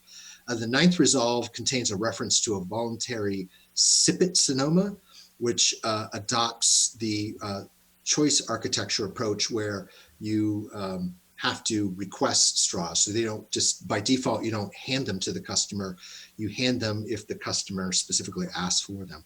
However, the draft polystyrene ordinance would actually adopt that in the ordinance, should that be approved and be part of that ordinance. So that's why that one was suggested that be struck. That's kind of really it. The only other changes to the model was where it said, jurisdiction, Sonoma was inserted into throughout the resolution. So that concludes the staff report. I'd be glad to answer any questions. Questions of Travis? Question, you said? Yeah, do you have any questions, Melanie? I actually think, I don't know how long ago, but restaurants here actually took a positive step in getting rid of straws. I don't know what's happening now. I have no idea. And I think that usually they'll ask if you want a straw, but it's too crazy now. So I'm sure straws might be at the bottom of the list right now, but possibly Travis, you'll be able to, to chime in on that. You're right. Everything is kind of a mess. It's a voluntary approach, and a lot of it's been driven by customer demand. But there's still some that are being handed out. And again, it's not all straws. It's just the single-use plastic straws that we're most concerned with. But it's a little bit mixed. So that is a provision in the ordinance. Should that, not this, but the polystyrene reduction ordinance, should City Council include that and adopt that. And that would just not prohibit single-use plastic straws, but it would require that they only be handed out upon customers' requests, which is a pretty standard approach in other jurisdictions, certainly in California. Right, and I think that there is use of paper straws here in Sonoma. I've seen that in different restaurants. Who that might be, I forget. Sorry. Yeah, I think a lot of the restaurants have switched to paper straws. I know Swiss does, and then Sweet Scoops has. Their whole thing, you get a to-go thing, and it's a wooden spoon and a wood fiber or like paper cup, and that's all compostable. It's pretty fantastic what they've done over there. I like the wooden spoon too. I prefer it. But yeah. Any other questions of Travis? No? All right, we'll bring it up to public comment. Seeing no one rise, I'll go ahead and bring it back to council.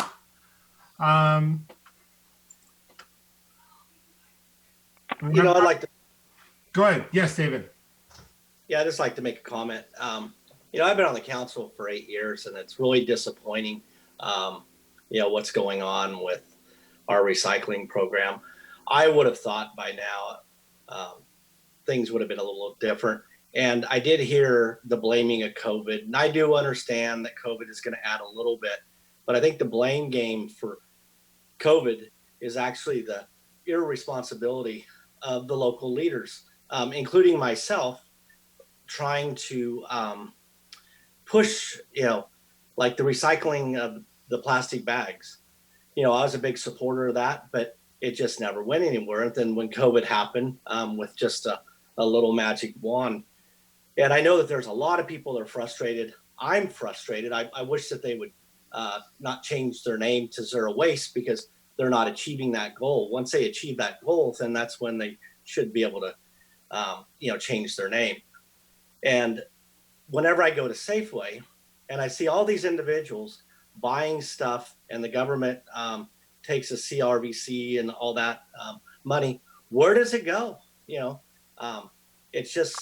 It's almost been this shell game. So I'm hoping that Jack Dean, when he takes my place in 2 months, I hope that I can bend his ear as a private citizen, because we definitely have to do something. I know that the blame game for COVID-19 is getting really tiresome every time there's something. But, true environmentalists need to stand up, including myself and our local leaders, and just say enough's enough. When I see stuff like this, I understand that they're trying. I know what they're trying to do. But in all reality, it's better to walk the walk than just talk the talk. So I'm just showing my frustrations, and hopefully, Sonoma County can really work on this, because I've seen the last 8 years, it's going the opposite direction than it used to be. Right. Mr. Mayor, could I say something? At this moment, I would like to say thank you, David, because I, like you, are very frustrated. There's a grant, I guess, that's available. Of course, to my knowledge, we aren't going to get any of that money for a CRV, here. And what's really upsetting is the stores, unless someone would like to correct me, are not willing to put anything on their property here in Sonoma. I still don't understand. I thought initially it was going to be a mobile unit that would come in for people to recycle cans and bottles, and then it would move to a new location. I guess it has evolved. I don't know. I haven't heard much from it, even though I'm on Zero Waste Sonoma. I agree with you. I have spoken to Jack Ding about where is the money going to Cal Recycle. I mean, when I think you all know 2 or 3 years ago, I was after Safeway. They had a sign, they recycle. They did not, and they don't get fined. They're supposed to be fined $100 a day, and none of it is happening. And it would be really great if we could concentrating it with Jack, possibly with his type of financial experience, to find out where the money goes and why we can't have some more of it back, or just, I have no idea. But thanks, David. Right. Yeah, there was a discussion about the CRV location, and I had heard from Travis that it couldn't be on city property. And if we have a moment, is it possible for us to take it on? And why not? I misspoke on that. That was kind of off the cuff remark.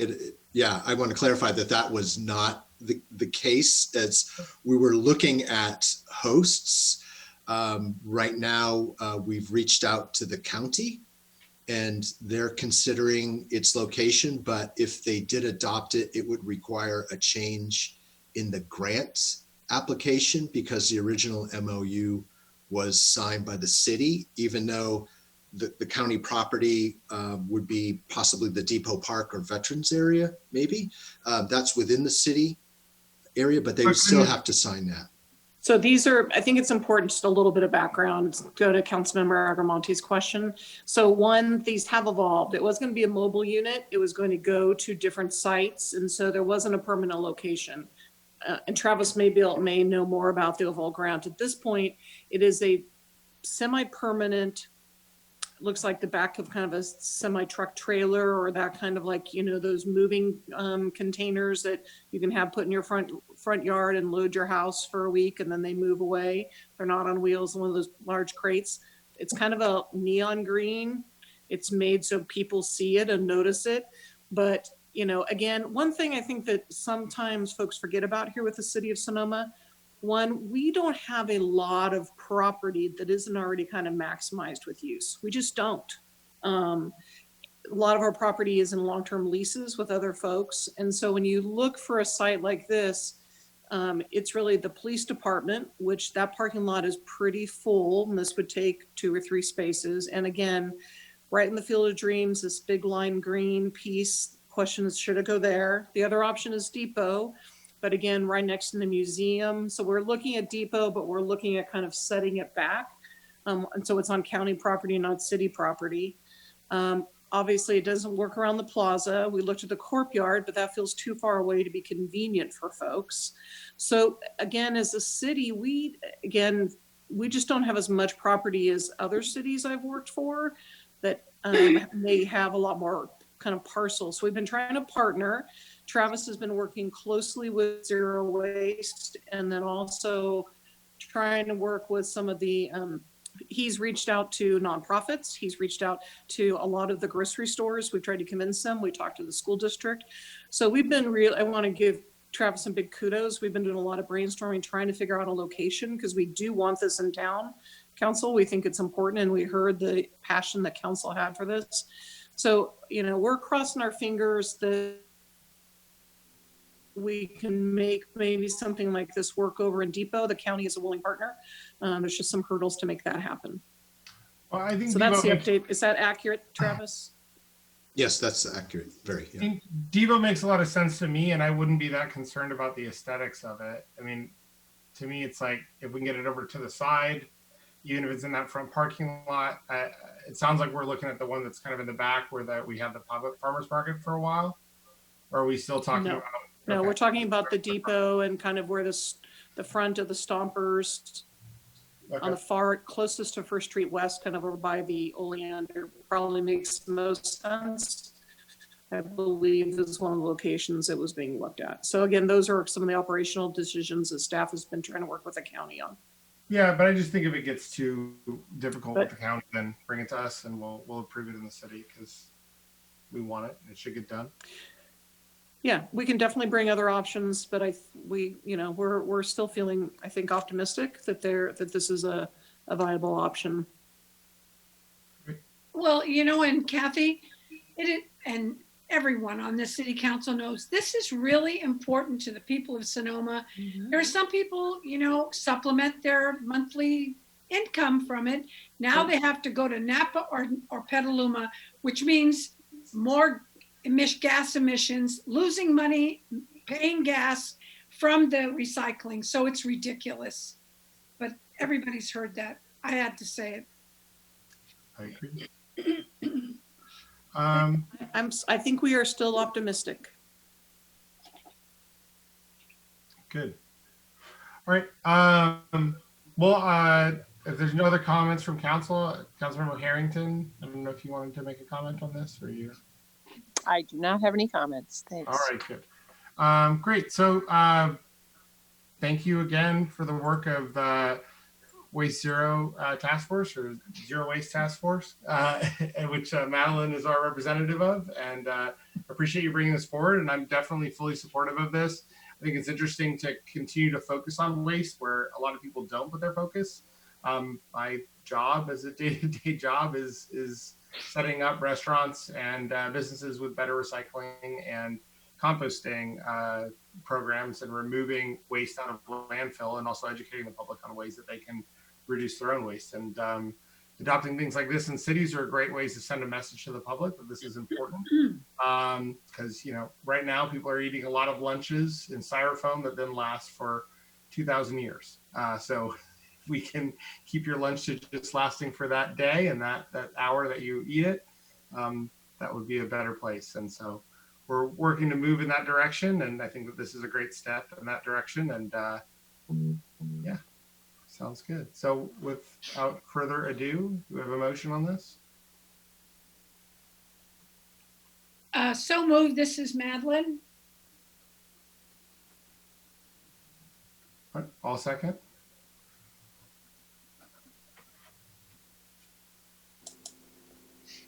Did you? Councilmember, Okay. were you ready for A vote? Is that what? for Harrington? Aye. Aye. Aye. Councilmember Agramonte, Aye. I'm eyeing for everybody, I guess. Councilmember Cook, Aye. Mayor Harvey. Yes. Thank you. The motion carries 4-1. Great. All right. On to item 4.6. Receive presentation on annual accomplishments by the city manager. Great, thank you, Mayor Harvey, members, council, and community. So typically, we do an update on accomplishments as part of the budget process in June. And with COVID this year and budget and responding to all the changes that were coming forward, we did not do that report on accomplishments. So this really is kind of fiscal 19-20 and even coming forward to now. So it's almost about an 18-month overview, and the full piece is in the packet. I'm going to hit some of the highlights, but I think there has been a lot of good work done by the city council and staff and your commissions, and we want to take a minute to celebrate some successes, which a lot of times we don't take the time to do. So again, I'm going to kind of go through and give you some brief updates. So a lot of times the work the city does, there's initiatives, there's operations, and usually emergencies are a much smaller piece of our pie. Unfortunately, emergencies have been a large piece of the pie in the last 12 to 18 months. So some general overall themes as we look at the work the council's been doing is 1, protecting Sonoma's unique character, 2, enhancing the quality of life for folks that live and work here, ensuring financial health and sustainability, and investing in our community's future. So in terms of emergency management, obviously we can't talk about the last 12 months or so without, and frankly, because of all the emergencies we've been dealing with, we almost start to forget. So last fall was the first time we had PSPS events. We had, I think, 5 of them between October and November. The entire city lost electricity for a couple of days. And then we had the Kincaid fire. We then in March had the world of COVID hit. And then again, this fall, we've had all the lightning fires that hit throughout the state and affected us, the glass fire, and then ongoing PSPS events. So emergency management continues to be a large area of focus and time and energy for the council and city staff. So in terms of emergency preparedness, some of the things that we've been working on over the last year is really working on staff training. We've created kind of go-to playbooks so that when these situations occur, we've got kind of to-do lists ready to go and people can pick things up regardless of who's in the house. Did a lot of PG&E, public safety power shutoff planning, a lot of work on the website, and created new evacuation zones and terminology, which are shown here. Obviously the extreme fire season, and last year with the community charging station, updated an ordinance for generators, and something I'd almost even forgotten about. Remember the historic windstorm we had where we closed the plaza and all of that? That was also just last fall. And then the city did receive the Louis Pertica Emergency Management Award for the city's efforts and working on emergency management. And again, everything we've been working on now lately in the last few months. The world of COVID, obviously our ongoing pandemic and emergency, and I'll briefly walk through these pieces. So the first has been promoting compliance with evolving public health orders. So there's been work here with public health and the hospital and the clinic, regular meetings with them. Major shout out to the Chamber and the Visitors Bureau and the vendors and growers that helped create the whole stay safe program that we then have been working and creating consistent marketing. The council passed a local ordinance on administrative enforcement, and there's been active coordination and education with code enforcement. They are getting complaints coming from the county. Those complaints are followed up on as we receive them. There are also the world of providing community support and resources. So the city helped take a lead role, and thank you to Mayor Harvey for this, and Lisa Jansen, who really worked on the Sonoma Valley Food Security Task Force and the whole food assistance calendar. The council took $100,000 of reserves and put it into support and resiliency fund. And we've used that money and are using that money for business outreach, communication, and a variety of other items there. Council also took $150,000 from its housing trust fund and provided to fish for rental assistance and utility. The eviction moratorium was also a piece of work done for community support by council. We did not do water rate increase for 6 months. Also a little bit of goodwill and morale of really supporting the Sonoma Valley Arts Task Force. We continue to fund our recreation community partners with only minimal kind of funding reductions to try to support those. And again, a lot of Spanish and English translations and ads have been done. On the business support, council is very aware of everything that's been done here, from the whole parklets and al fresco and promenade and different things that we've tried to support the business community through this pandemic. And then our own internal operations have changed. You all know we now do meetings like this instead of meeting in the council chambers. And this is how we do all city business. We have a few of us that are in City Hall. A chunk of our staff are working from home. We're using new technology. And despite everyone's kind of overall, what everyone has with stress, anxiety, and we're all trying to work as much as we can with our community to keep things as normal as possible. And I just want to thank all of our team for the great work they've been doing. Shifting away from emergencies, just a few highlights. The world of public safety.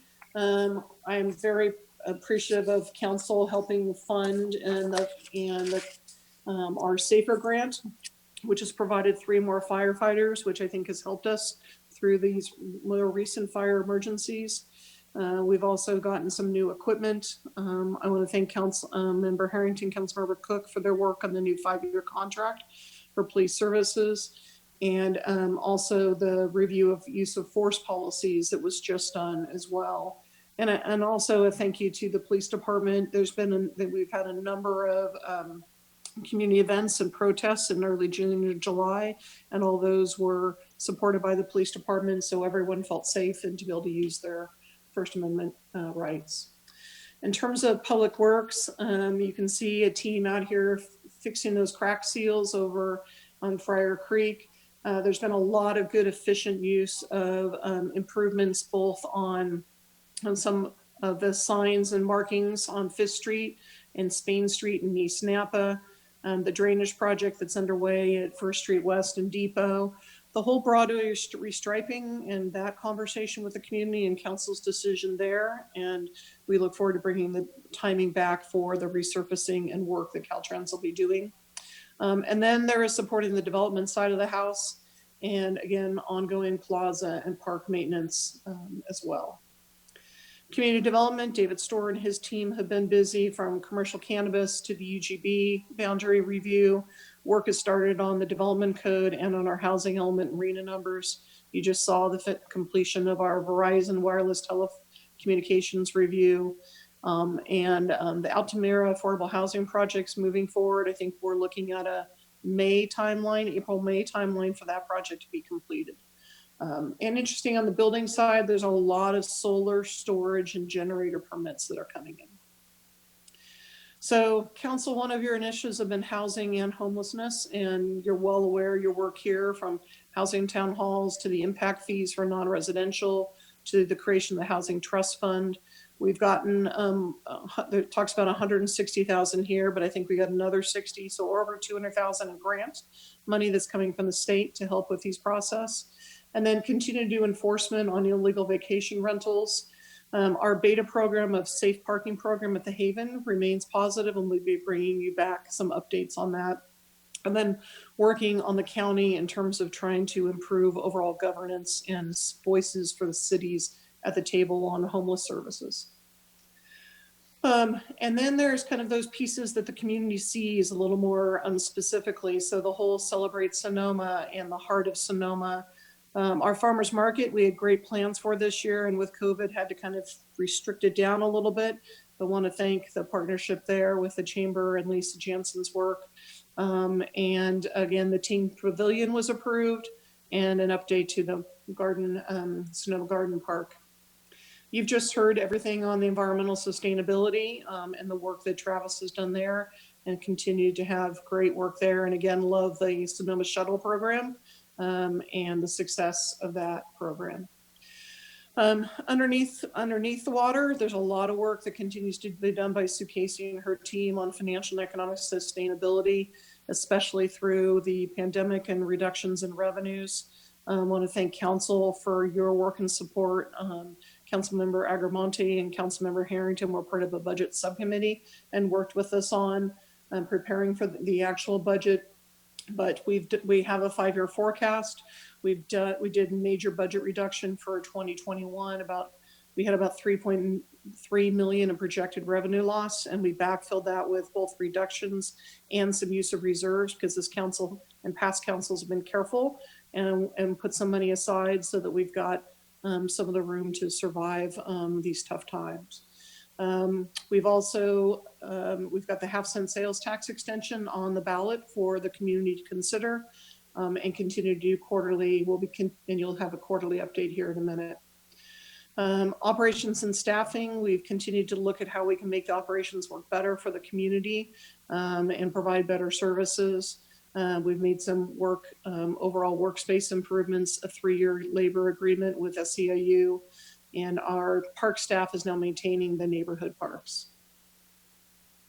So in addition to those highlights, there's so many more accomplishments that happen on a daily basis. And regardless of the number of emergencies we're in, I'm just very proud of this community and our staff and the council. We are strong and resilient, and we keep running the mile we're in and working this through. So with that, Council, I'm happy to answer any questions, but these are the reports of our overall team's accomplishments, council, staff, and community. And just want to reiterate back to the community that we are here for you. We continue to be here for you despite emergencies. And this is a report. Council asks you to accept it, and happy to answer any questions.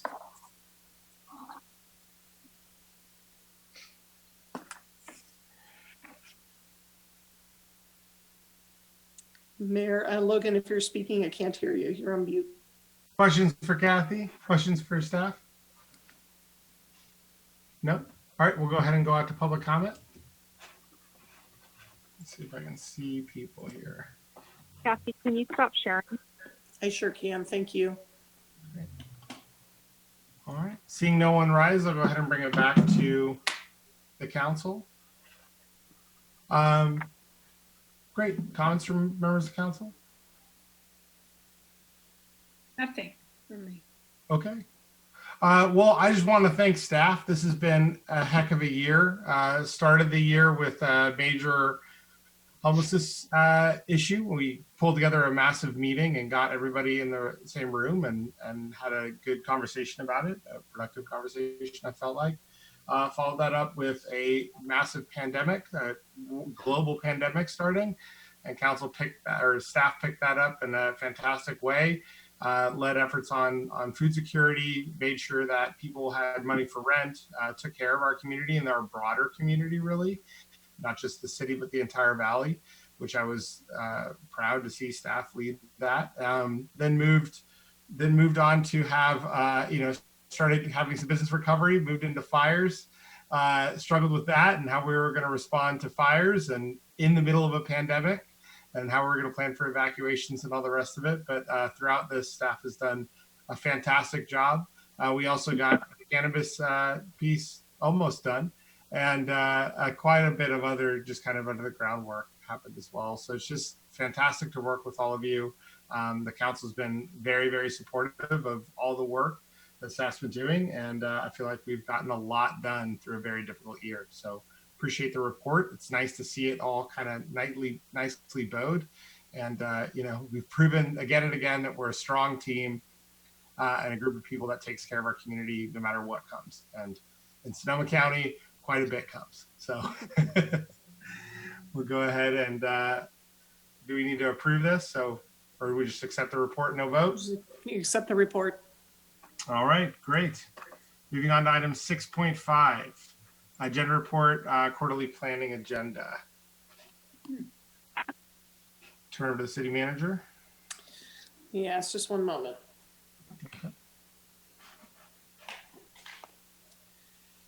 Yes, so council, this is part of our quarterly agenda process, and we do this where we kind of typically look forward 3 months, and it's an opportunity for us to preview to council what is coming, for council to raise any additional ideas that they'd like to agendize for discussion, and then council to kind of review overall priorities. So let me go through, share my screen for a minute and go through this with you. Actually, just 1 second if you wait with me.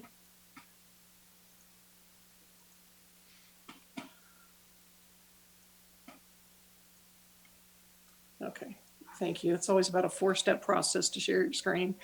Okay, so this is looking forward over our next quarter. And again, part of the reason we do this, council, as you know, typically if you want to add an item, it's a 2-step process.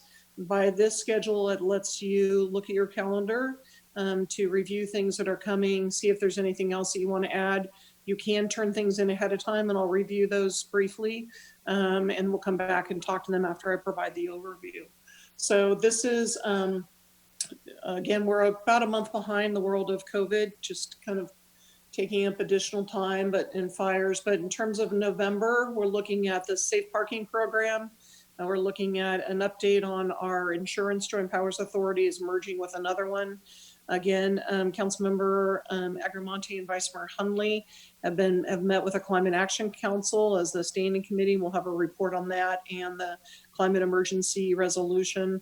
We'd also like to bring just a brief update on Alcalde and Treasurer Arditz for the timeline and confirm, because we are in this weird state of a time with COVID, that you still want to continue in your regular traditions. On November 16th, we hope to bring the 1819 audit. One of the items with minimum wage the council approved was looking at whether to do an hourly credit for medical benefits. That needed to come back, so we'll bring a report on that and see what council's interest is. Our city clerk's working on social media policy. There are some financial policies, and then with our insurance JPA, you'll need to take an action on that merger. In December, we'll have our 6-month vacation rental report, bringing back the Vintage House lease extension. And then I'd like to bring Karen Collins. If you recall, about a year ago, I brought an idea to kind of do what I'll, for lack of a better term, a recreation needs assessment, and going out and looking at what are some of the, how recreation is funded and looked at in other agencies, and what are some needs and ideas here. With some changes in staffing and COVID, I'd like to kind of meet again with Karen, with Lisa Jansen, bring an update on the overall scoping and process, and then look till we kick that off in early 21 and move that forward. I know that's been an interest of council. Well, also our city clerk will bring you your calendar for 21, and then the First Street West Depot, that project should be completed, and so accepting that. And December 14th will be the council reorganization. This will be the appointment of the 2 new council and or returning council members. And then also the thank you to Councilmember Cook for his years of service as he steps off the dais, and the council selection of mayor and vice mayor. And so as we've done historically, there's no business items. And at this point, we do not have a meeting on the following meeting. And our hope is we can get all of our business items done on December 7th. Then the first quarter, kind of early 2021, looking at, you'll have your commission committee appointments. The lodge neighborhood issues, this has been a project that got put on hold with COVID. We're picking that back up. There are brand new management company and new management personnel at the lodge. So David Storr and Colleen Ferguson will be meeting with them, reviewing, and then there'll be a traffic safety committee, and that project will be picked up and moved forward. We've just talked about the SB 1383 briefing and overview, annual police report. The development code subcommittee with 2 members of the planning commission has also been making progress. So there could potentially be some updates coming the first quarter for council to take action on. Planning will be looking at the housing impact fees for residential development. We'll hope we will finish the 1920 audit. And investment policy, we'll have another quarterly update on your finances, and then in mid-year budget adjustments. There are a couple of dates that are not known that kind of could be within this time frame. One, there is still an outstanding appeal that there are conversations going on a property, residential property at 1211 Broadway. That may be resolved, so we'll see. The school resource officer program, I just heard today that the school district did take action and put that on an agenda for this week. So I'll be looking at that, and then we'll need to bring that action for council consideration. And we'll probably need to have a conversation about farmers market for 2021 and what we do there as well. So those are the things that staff sees that are on the kind of horizon for the next few months. We have two council members submitted items to agendize, and I'll come back and they can each speak to this once I finish my overview, and then we'll go to council questions. So one, Mayor Harvey has a request to review and expand the growth management ordinance to exempt housing that's at 160% of median income. And we are going to be doing a review of the growth management ordinance in 2021. So this could be included in that, or if council wanted to look at it sooner, you could also do that. Councilmember Harrington has brought forward 2 items. One is to task the CSEC with creating a report on recreation recommendations that Karen Collins was authorized to work on last year. And the other is to make a rule with no new items be started at council meetings after 9:15 without a majority vote of the council. A number of cities do have policies, kind of agenda management policies, where they set a time frame. And then if they are going to start items, the council says, yes, they want to, or they might determine which items get pushed off. So those are the items that we'll come back to. Part of what I wanted to do in this chart was really just show both council and community, remind you of the work that you've done and by some categories and what has been done, and frankly, what is in some of these categories work that is still underway. And I would anticipate that in 2021, the new council will take a look at your initiatives, do a refresh, and decide where you want your priorities and to be. But this is kind of a snapshot. This is something I thought it might be helpful to have the interim city manager have available as he or she begins conversations with you. And then also, as council is well aware, there's also just the regular kind of special project work that departments are doing, and this was in the packet and lays out the work of each of the kind of areas of the organization and what pieces are being worked on. That will also be creating work and items that will be coming back to you. So the plates are full in addition to the ongoing emergency management. So with that, I would turn back and come back up to the request to agendize. And if as a process, if each of the council members that's suggested wants to articulate their thoughts on their what and why, and then we can take council questions, go to public comment, Mayor Harvey, and then come back and have a council discussion and global, and then discuss these items. I'm fine. I'll just start with mine. I think that's fine. We'll start with these, and then we can discuss other items. And if people have thought of other things that they'd like to agendize, which I have one that I didn't mention before, but I'd like to do it. This I'm totally fine with doing this as part of our general GMO review. So that's good as long as it's coming up within the next kind of 2 quarters. And I think that's in accordance with the development code. The other piece that I think would be really interesting for council to look at is different strategies for doing public outreach. When we started with the Food Security Task Force, they had a text-based program that would text people locations for food. They could ask questions and things like that on it. So I'm wondering if we could get an overview of different technologies that we could get that would let people know things like when council meetings are happening, when there's signups at the community center for different activities, these kinds of things. That might be part of the Karen Collins piece. And then the other piece is I'd really like to talk about parks improvements. But again, this could be future agenda stuff. I just think that it's work that we need to do. I think it looks like we have a pretty full boat over the next quarter. But just to try to highlight for staff kind of some of what my goals are. Councilmember Harrington, do you want to talk about your?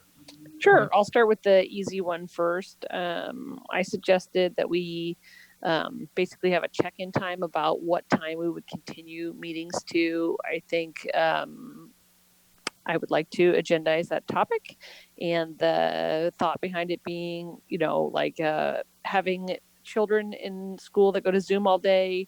There's a well-established understanding that there is Zoom gloom and that it is a totally different world in terms of attending meetings by Zoom. And I know professionally, I attend quite a bit of Zoom during the day.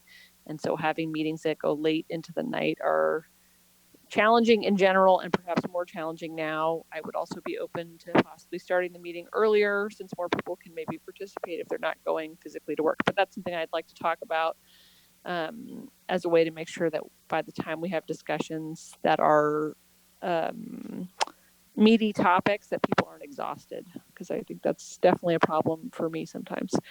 And then the second one, so we authorized Karen last year to go and make a subcommittee. That work hasn't really gotten off the ground for a variety of reasons, obviously endless emergencies being one of them. But I did think that we have, it's sort of a good meeting to talk about this. We have our paid sustainability coordinator now. And while the CSEC was doing some of that environmental work before, it's kind of nice that we have a dedicated staff member to work on that. And I would like to see, we have some vacancies on the CSEC.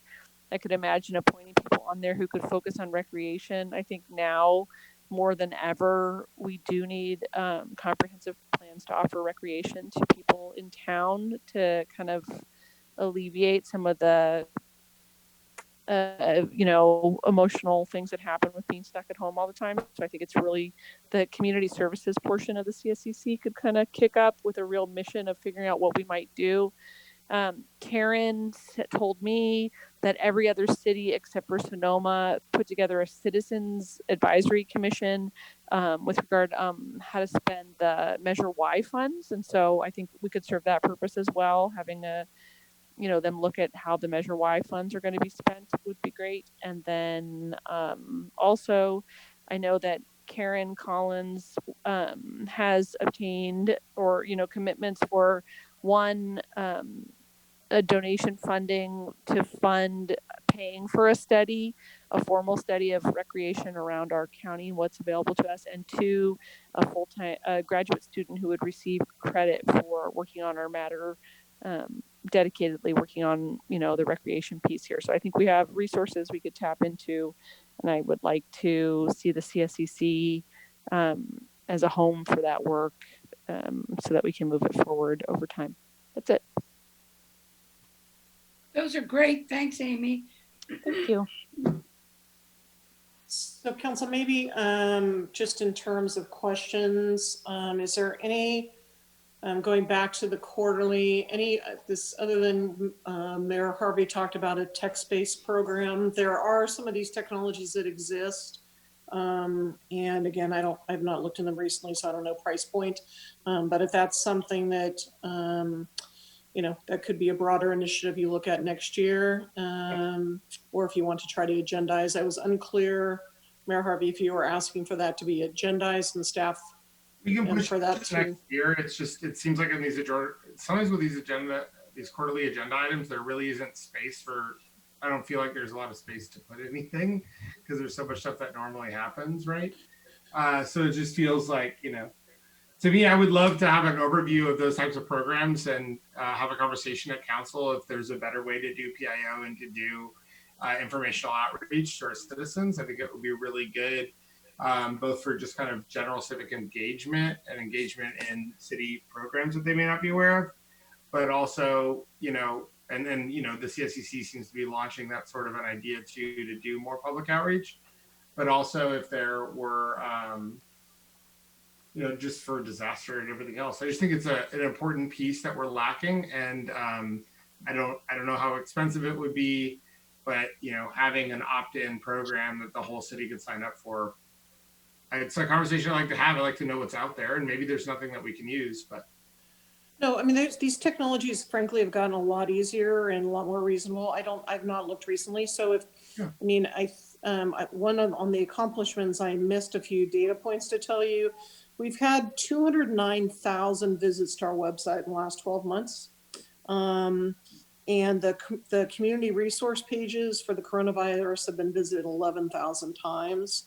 The open rate on those e-newsletters is 50%, which is quite high in this industry Stanford.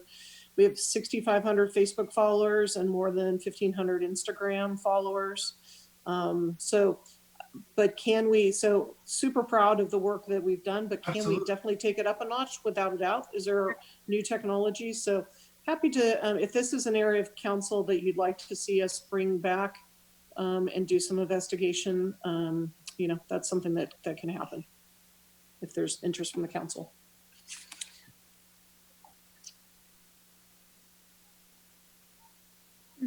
So you want to go to public comment? Are you? Oh, sorry. So we'll do public comment and then make motions on whether to agendize these. Yep. Great. So we'll open up for public comment. And if I'm seeing no one rise, I'll go ahead and bring it back to the council. Can we do one motion for all of them?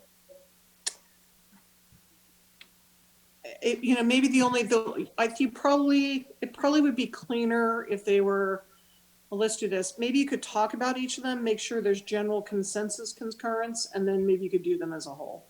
So, Mr. Mayor, could I just make a comment? Sure. Okay, and I go back to the same thing. This is city business right here, not people business. There are still outstanding things that we need to get done with people business. I think your suggestion, possibly kicking it up a notch when it comes to social media, is a great idea, but I just want to be the voice that keeps saying, this is all city business and it plugs up the agendas. And I think what are some of the people, I mean, for me, it's I don't know. I guess maybe I misunderstand your categories. For me, I feel like it is kind of people business, because if we had, I think there's a lot of voters that or not voters, but a lot of constituents that don't always know about our programs. And, we see things like Nixle and stuff like that gets alerts directly to people's phones. I just think that there may be a better way to do that. I think you're not understanding what she's saying. She's saying that our agenda is filled with bureaucratic things, not your item. She's saying she likes your item because it's focused on people business, not just the bureaucratic things that are on our agenda. Is that right, Madeline? Yeah. Thank you, Amy. Thank you. Yes. Yeah. That's absolutely true. Yeah. Okay. That's all. Yeah. Yeah. Well, then I would like to see Logan's thing. Could we get could we agendize that, that the city council will consider options available to us, and the staff would come with a report about what the options are and the price? Mm-hmm. Can that be done? Yes, looking at kind of text-based technologies. Well, yeah, so like text-based or app-based technologies. I mean, just stuff that's better access. I mean, you had showed me an app thing, it feels like 40 years ago, but it was about like people could report a pothole or something, and they would send it to you, and they would get information right back, and they would know what the status of that report is, or if it had already been reported before. Like, there's a lot of tech out there for governments that really make the city feel a little closer and less, separated, and stuff like that is we just need to know about, like, what's out there. It would be interesting.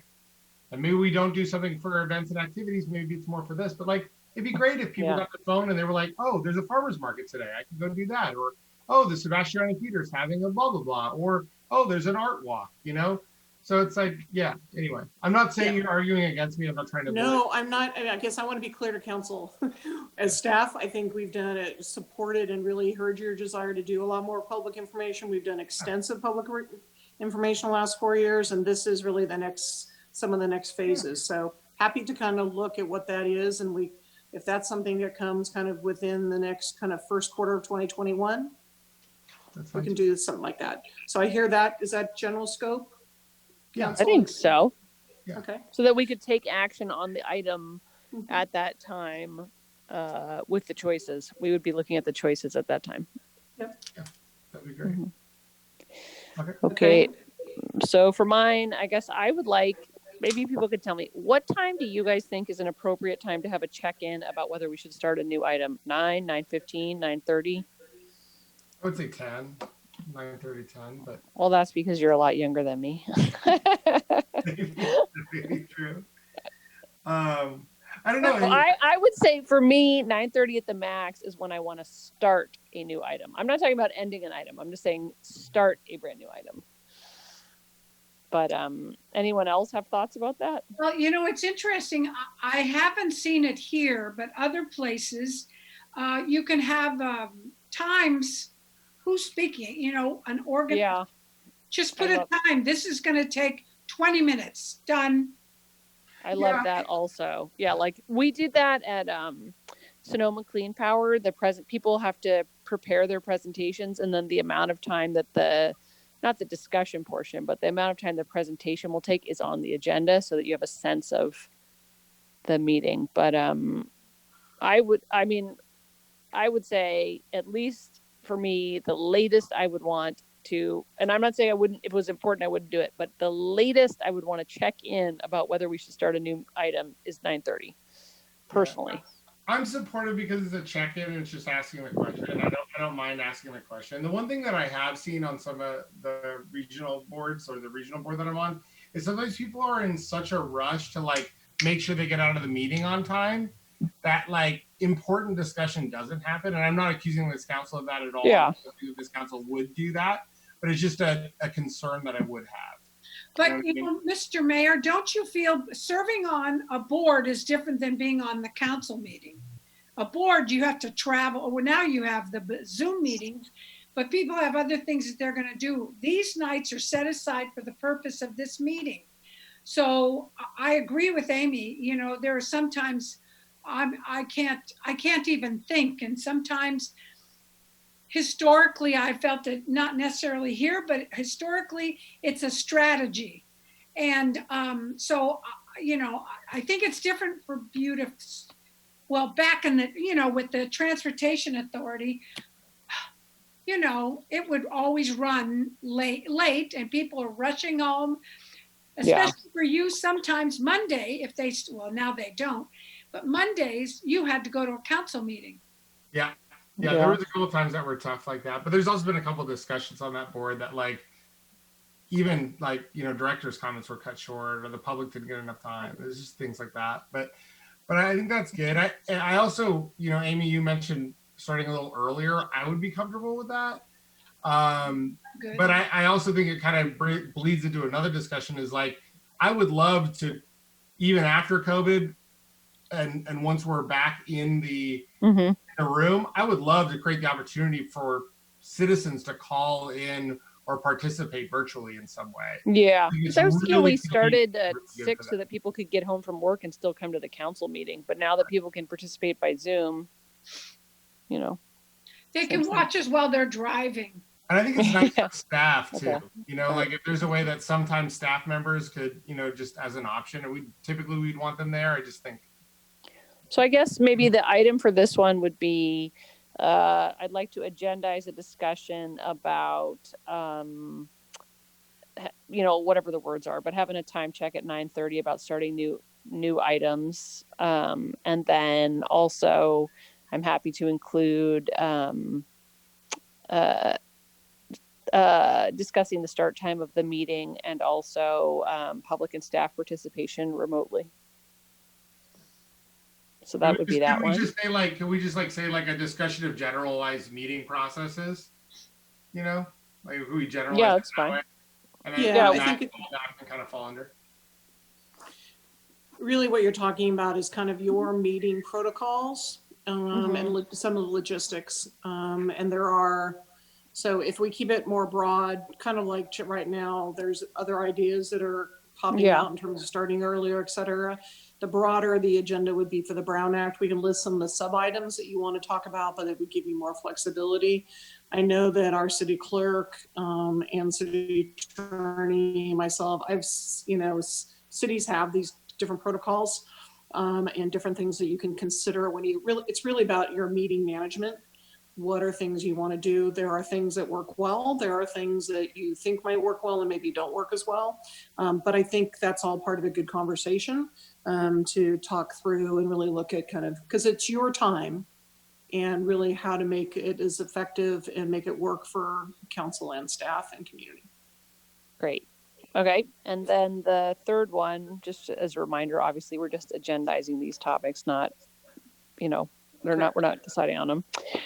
So I would like to agendize whatever the right words are, but basically tasking the CSEC with coordinating and organizing the work that Karen Collins brought forward previously, and also the idea of them serving as I'm trying to think of the right words, vetting group, whatever the other communities have for Measure Y funds, to provide oversight for the expenditures in conformity with what the other cities have done.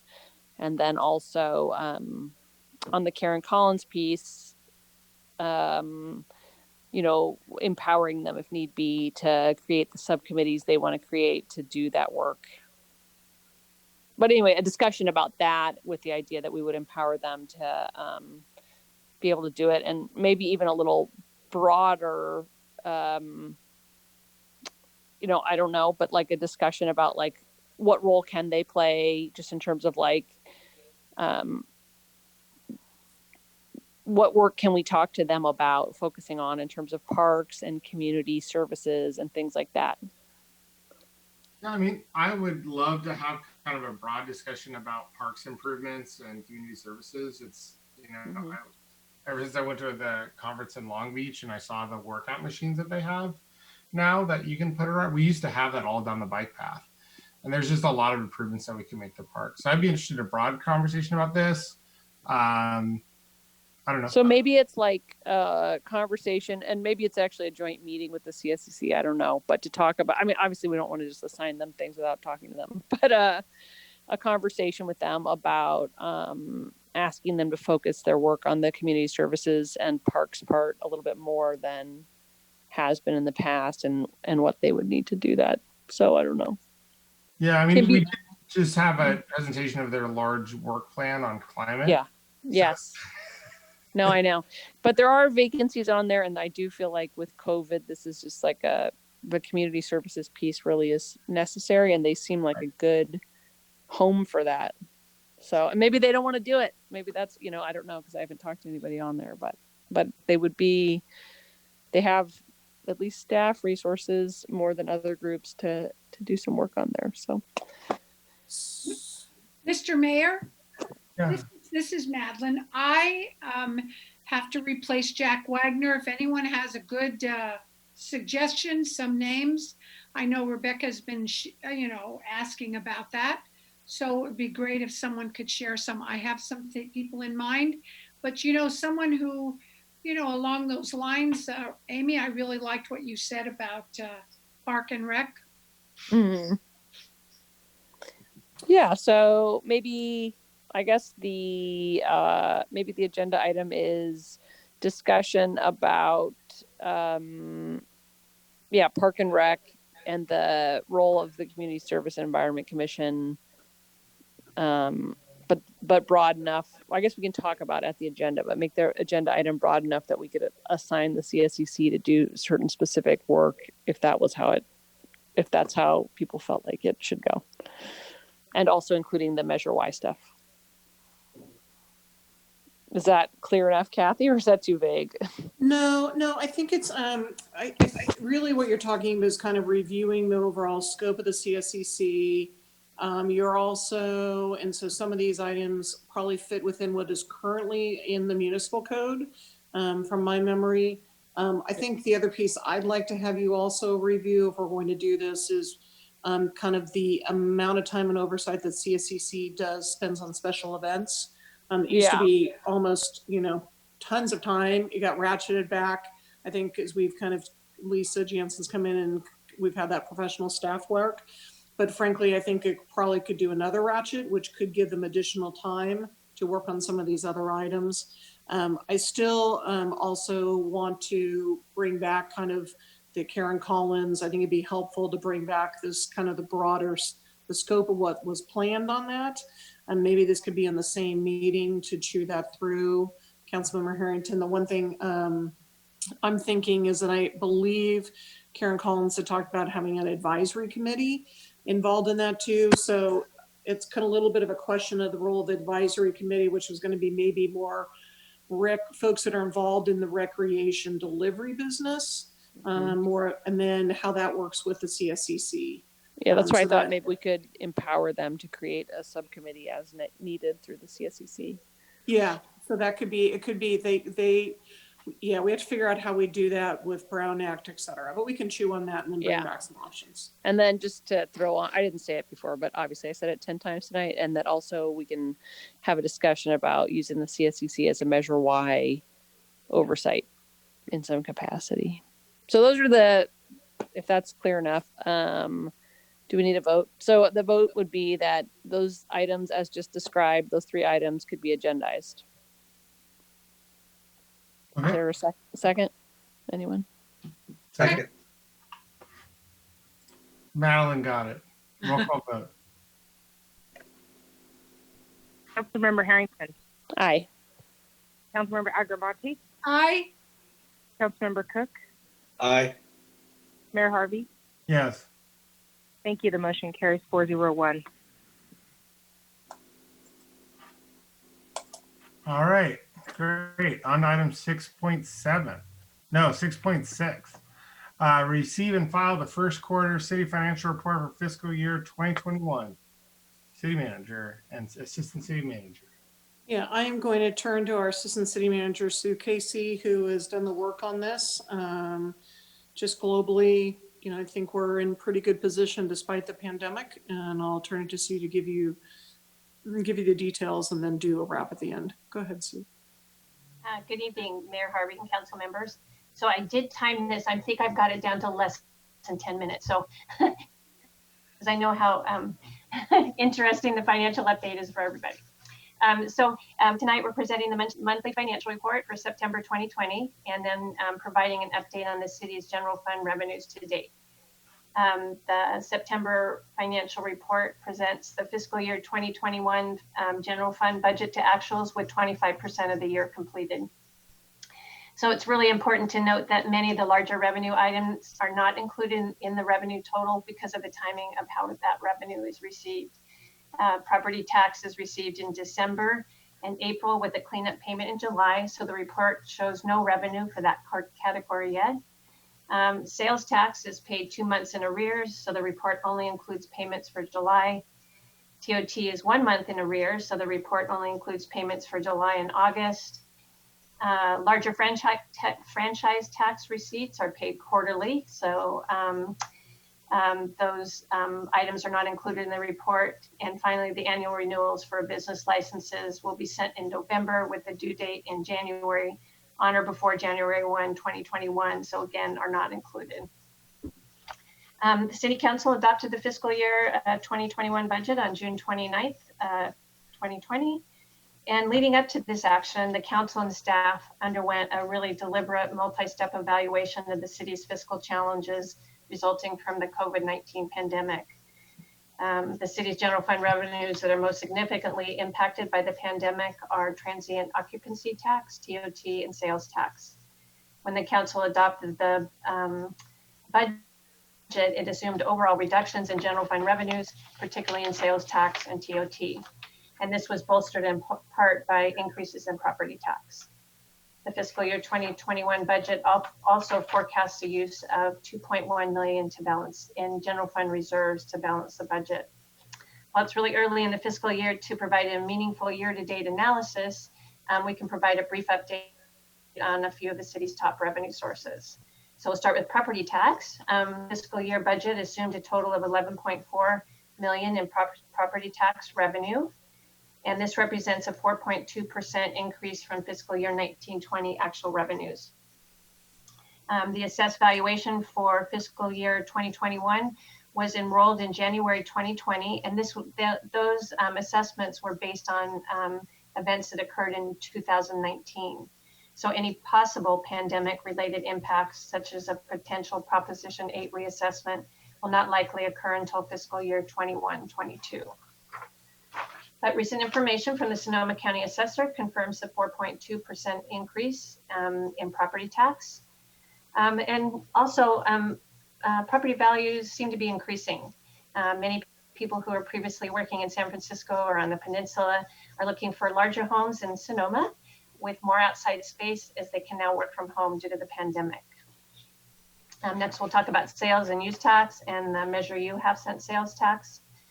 So due to the initial impacts of the pandemic on sales tax revenues, the City Council conservatively adopted $2.8 million in sales and use tax for 2021. This was 7% lower than actual revenues received in 1920 and 19% lower than fiscal year 1819. And this estimate was based on what was known at the time and a forecast from the city's sales tax consultant. And this was also a general direction taken by most cities in the county and in California.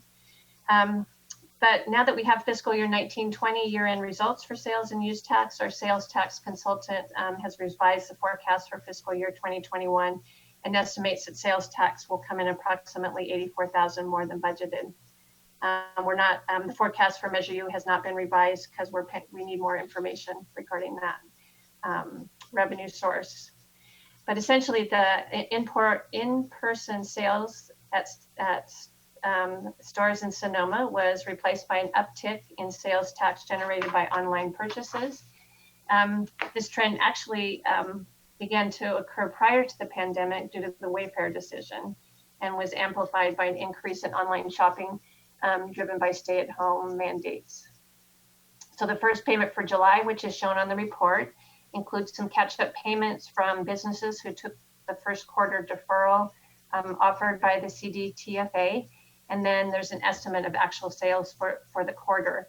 And they used to, the CDTFA used to just look at last year's revenues, and then they would base our first two payments on percentage of those, what had occurred the prior year, but they can't do that anymore. So they're actually trying to be much more precise in their estimates and the first two payments, with the cleanup coming in November. So really, with the uncertainties surrounding the economic impacts of the pandemic, it's way too soon to modify current projections for fiscal year 2021. The first full quarter sales tax revenue won't be received until November, and that will provide a much clearer picture of what our revenues are doing for sales tax. Finally, we'll talk about TOT.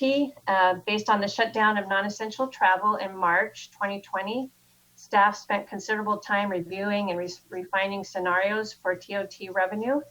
And we came up with three scenarios, a pessimistic, a base, and an optimistic scenario. After much deliberation, the fiscal year 2021 budget used a base conservative projection for TOT revenue. However, we did add an additional $194,000 after the county's public health officer opened leisure travel on June 19th, 2020. A number of Sonoma's hotels did open in June, and the rest on July 1, ahead of the original base scenario, which estimated hotels would open in August. The base scenario with the additional income for the early reopening assumed revenue for the first quarter would be $452,000, or 30% of fiscal year 1920 revenue. But we're happy to report that due to the early reopening, the first quarter TOT revenue is estimated to be $679,000, or 45% of fiscal year 1920 revenue. However, it's really too soon in the year to predict whether this trend will continue. The continued rise in COVID-19 cases in Sonoma County, which has kept the county under the most restrictive reopening mandates, could slow the tourist industry, and especially as the colder weather approaches and as outdoor dining may become prohibitive. However, we are encouraged by the first 3 months of revenue increase over forecast, and are hoping that may continue. Staff is in regular contact with hoteliers to understand and follow what is happening in the market, and will report back to council should any major changes occur. And just a brief summary of general fund reserves. The original fiscal year 1920 budget estimated reserve to be 10.9 million at 6/30/20. For fiscal year 2021, of the reserves, 1.5 million is committed for emergency reserve and 3.4 million is committed for an operating reserve. Reserves of the city savings account, equivalent to a rainy day fund. When the fiscal year 2021 budget was adopted in June, based on the 1920 projected revenue of 18.1 million and expense projections of 19.3 million, it was estimated the city would need to use approximately 1.2 million of the emergency reserve to balance the fiscal year 1920 budget shortfall. However, based on the recent preliminary budget to actual financial report that was presented to council, it appears that the city will need to use only 603,000 of the city's emergency reserve to balance the fiscal year 1920 shortfall. Based on this, staff estimates that the overall general fund reserves at July 1, 2020 will be 10.3 million, and that includes the use of 603,000. But I want to note that this amount is not final and only be final at the conclusion of the fiscal year 1819 and 1920 audit. So as I mentioned previously, the fiscal year 2021 budget assumes the use of 2.1 million of reserves to balance the budget. And at this point, staff continues to believe this use of reserves may be needed. In conclusion, staff will continue to monitor revenue and expenditure performance very closely and will provide City Council with a detailed, more complete mid-year budget update in early 2021. So tonight we're requesting that the City Council receive and file the monthly financial report for September 2020, and I'm happy to answer any questions you may have. Mr. Mayor, I have a question. Yes, please. Okay, so there is no national sales tax law in the United States. So the basic rule, this has always been something that's who do you believe would have online commerce here in Sonoma? Would that be Friedman's? Would that be Staples? Because it's what is it? If your business has a physical presence or nexus in a state, you must collect applicable sales tax from online customers in the state. So how does that trickle down if Friedman did a large online business? Or does anybody do it here yet? I don't know if Friedman's does an online. I don't know that. I could find that out. I don't know that. It's just a general question because a lot of the wineries have online business. Yeah. Yes. So then that would provide sales tax. Is that what you're saying, Logan? Don't we also collect sales taxes from Amazon shopping and things like that? There's a recent California state law that requires that. Yes, and that was part of the Wayfair decision that online sales would point of sale. Is that what yes. that is? Okay. Yeah, so that there are definitely some changes after the waiver decision. So that cities are able to get sales tax from a number of online transactions. So frankly, it's part of the reason that our local half-cent sales tax is so much higher is because of the point of sale. That local sales tax is derived a little different than the regular 1% sales tax. So the online sales have continued to grow. And as that's continued to grow, the sales tax coming back to the city has gotten better, Madeline. I'm sorry, Councilmember Rigamonti. Yeah, thank you. I was just interested in that. All right. Thank you, Mr. Additional Mayor. questions? Seeing none, we'll bring it out for public comment. Seeing there's almost no members of the public ready to comment, so we'll bring it back to the council and go for a vote or comments. Do we have a motion? This, Mayor Hurd, this is really doesn't require a formal motion. It's a receive and file. I think the overall, at a high level, the recommendation that you're hearing from Sue and myself is that, again, the council was cautious in what we budgeted. So far, we are ahead of where we thought we would be. But again, we're still very much in the world and the road of uncertainty. And so we anticipate coming back to you in January and February. There'll be more conversations with mid-year budget.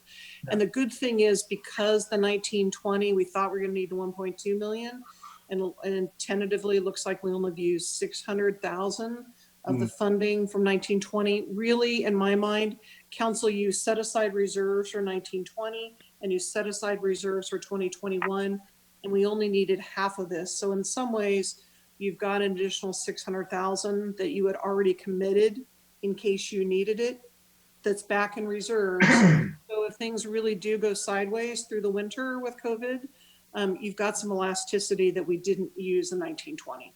So again, the council has been careful. I think you're well positioned, and we will, we'll also know then whether Measure V, the city's half-cent sales tax, passes. And that also is a very important determination of what the city's fiscal future looks like. Yeah. So we'll know a lot more in February. Great. Well, again, want to thank staff and specifically Sue for all the work on this. Thank you. And thank council for their prudence and their fiscal management. And then Mayor Harvey, just one other thing is what we talked about, the council had talked about, there was maybe interest in looking at that recourse mediation services, but you didn't want to look at that until you had understood what the financial future was. So at this point, if that's something that a council member wants to bring back for consideration, it could, you know, it would need to kind of, you could talk about now you'd like to see that, or it would need to come back as part of kind of a two-step process. So I would be interested in seeing that come back for discussion for sure. We're starting to see evictions throughout California. So yeah, I think it would be good to have that come back. It's just for discussion item. If council wants to do it or not is an open question, but And there are some nonprofits that are looking at doing that. And Mr. Mayor, as well, there's, you know, there are so many moving parts in this, from the state, from, you know, the county, from the city, all these. It would be nice see how this actually works. Right. Thanks, Right. Mr. Mayor. All right. Great. So am I hearing kind of a consensus with council that we can bring that back, and then you all can make a final determination now that you know your financial staffing? Okay, so we'll bring that back on the future agenda.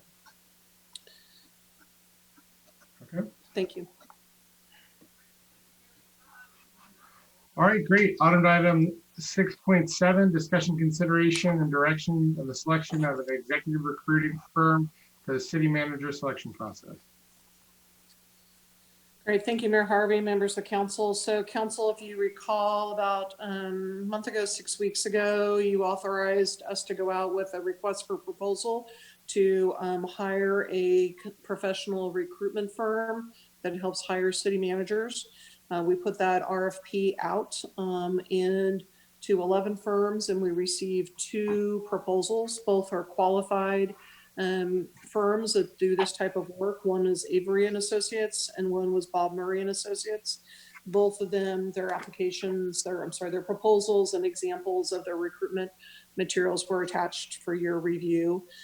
Staff has read through the proposals, done some reference checking and looking, and I am recommending that you move forward with Bob Murray and Associates. The lead recruiter would be a gentleman by the name of Gary Phillips. He has done a number of recruitments that have a similar nature to Sonoma. They've just finished the city of Healdsburg, the city of Del Mar, the city of Huntington Beach, the city of Novato. So has some experience up in the North Bay, has experience with highly educated and highly engaged communities as well. From my conversation with Mr. Phillips, I think that he would work well with the council. And so my recommendation to you is to move forward with Bob Murray and Associates. And if you agree to do so, then you would be authorizing me to execute a contract. And we would be talking with the firm about kind of their steps. I know one thing that Gary Phillips likes to do is meet with each council member individually, get to know you, understand. And so there could be a pre-meeting, then a one-by-one meeting, and then kind of that broader scoping meeting. So, but I did confirm that he has time and capacity, and he believes he can move this forward in probably from the time kind of a go stage within probably about a 5-month process. Questions for our city manager? I'm sorry, what was that? I said questions for the city manager. Okay. None. None. All right, we'll bring it up for public comment. Seeing no one rise for public comment, we'll bring it back to the council. I'm fine with the suggestion. It seems to make a lot of sense to me to do somebody who's worked locally. So that's fine.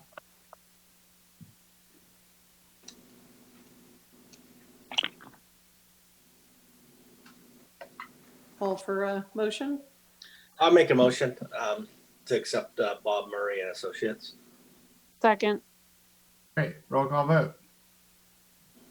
Councilmember Harrington, Aye. Councilmember Agamonte, Aye. Councilmember Cook, Aye. Mayor Harvey. Yes. Thank you. The motion carries 401. Great. All right. That's about it. Council member reports or comments? Any reports or comments from council members? Nope. City manager? I've got 3. I would like to just give a brief update on and show some good parklet pictures and give council and the community a brief update where we're headed. So this will take about 3 minutes, knowing that there's been a lot that you've moved through. So just a brief update on business expansion and support strategy, and want to thank Mayor Harvey and Vice Mayor Hunley, who we've been working with on this. So as council knows, we've been working on supporting the overall business ecosystem, restaurant, retailers, TCRM services, and this has really been in close partnership with the Chamber of Vintners and Growers and the Visitors Bureau.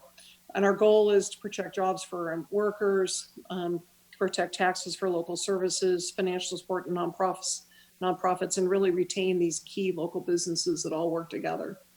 So there's been a variety of work done on alfresco, parklets, pedestrian pathways, drop-off zones, marketing, and holiday shopping. These are some of the different things we've been doing on business recovery. This chart I know council has seen, so I won't go through great detail, but we have set some money aside from our $100,000 business expansion and community resiliency fund that you set. So we've got the whole Sonoma al fresco. There's been a lot of work that's been done on that, and we're looking at maybe doing some aesthetic enhancements to the Maya Pangloss street closure. The pedestrian pathways, we've set some funding aside to create safe ADA access for individuals on really where we have narrow sidewalks and parallel parking spaces. There's a few places that for safety, we're looking at creating those pedestrian passageways. The first one would be Cafe La Haye, and we're not sure whether we would need another one or not. We're also going to create some pickup and drop-off zones so people that are picking up food or picking up maybe walking in and picking up something that they have bought from a retail store to make it easy in and out 15-minute zones. Then the world of parklets, the council we've talked a lot about. One, the city will purchase all of the safety water features, water walls, curb stop delineators. And then we are looking at a grant program where we would provide some grant funding, not for construction costs. This would have to be for landscaping, other aesthetic enhancements, basically like $300 per parking space for a max up to $1,500 to really help support some of these TCRMs and restaurants that are looking at and doing the parklets. And again, since these are going to be up for a number of months, we want to support the businesses and try to have them look as nice as possible. The Chamber and Visitors Bureau is working on a lot of shop local promotions. So we've talked about the snowmen from Cornerstone and trying to bring those down to the plaza. There's a shop local and a Ship Sonoma website that's being built by the chamber as well. And so we've set just kind of some budget money aside to be determined as we work this through. And then the Visitors Bureau and the Vintners or Growers and the Tourism Improvement District are working together to do some focused content and enhancement for marketing to take us through May of 21. And the Tourism Improvement District approved an additional allocation of $35,000. So this is the overall strategy of how we support business expansion. Here's the parklets that are in process. Approved has been Girl in the Fig, Della Santina, Bistro Plaza, Sweet Scoops, and Burger and Vine. These are the approved parklets, Cafe La Haye, pedestrians, and then obviously the street closures. Those that are in process are EDK, Valley, and the Basque. And under consideration and exploring are Oso and Adastra, Vine Alley, and Sausage Emporium. So there still could be some others, but again, staff created a whole parklet guide to try to make it easy for businesses to come forward. This is, and the interesting thing about the parklets is they have continued to evolve and improve, and kind of there's like people are adding elements as they can afford to do them and try to make things better. So this is a current picture of B&B. And then you can see they're sharing the space, and this is something we're trying to do so that we're having designated spaces, but we're sharing spaces between businesses. And this is Sweet Scoops. This is Girl in the Fig and their parklet. Again, the water walls were, because of the narrowness of the street, something that was needed by traffic engineering. They've done some interesting thing where they kind of wrap the water walls. So when you're inside that treatment, it no longer looks like this, and now looks like this wood treatment with the rugs, and has a very aesthetic, pleasing appearance when you're eating in that parklet at Girl in the Fig. But this is the creativity of the business community as they're working on things. This is a draft of EDK's parklet and what they are, that's what's currently being reviewed for them. And Pangloss out in the street closure is looking, again, the businesses are trying to figure out how do they winterize. And so they're looking at creating a platform and creating a roof structure so that they can continue to serve through the winter and support those operations. Again, I think businesses are hoping that they can get 25% opening, but if they can't, working on how to be creative and winterize. So those are just a few updates of the parklet and the programs that are underway. And I really want to thank council support. We've talked and brought this to you at different stages, and I want to thank, there's been a great staff team that's been working on this, but also our ad hoc and council's overall support. So that's it for my my presentation and my city manager report. Thank you.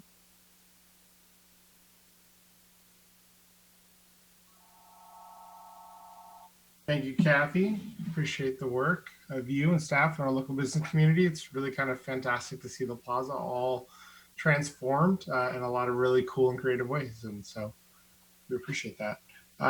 City Attorney. Mr. Mayor, I have nothing to report tonight. All right, great. Well, I will declare this meeting adjourned. Thank you very much, everybody, for joining us. Good night. Au revoir. Good night.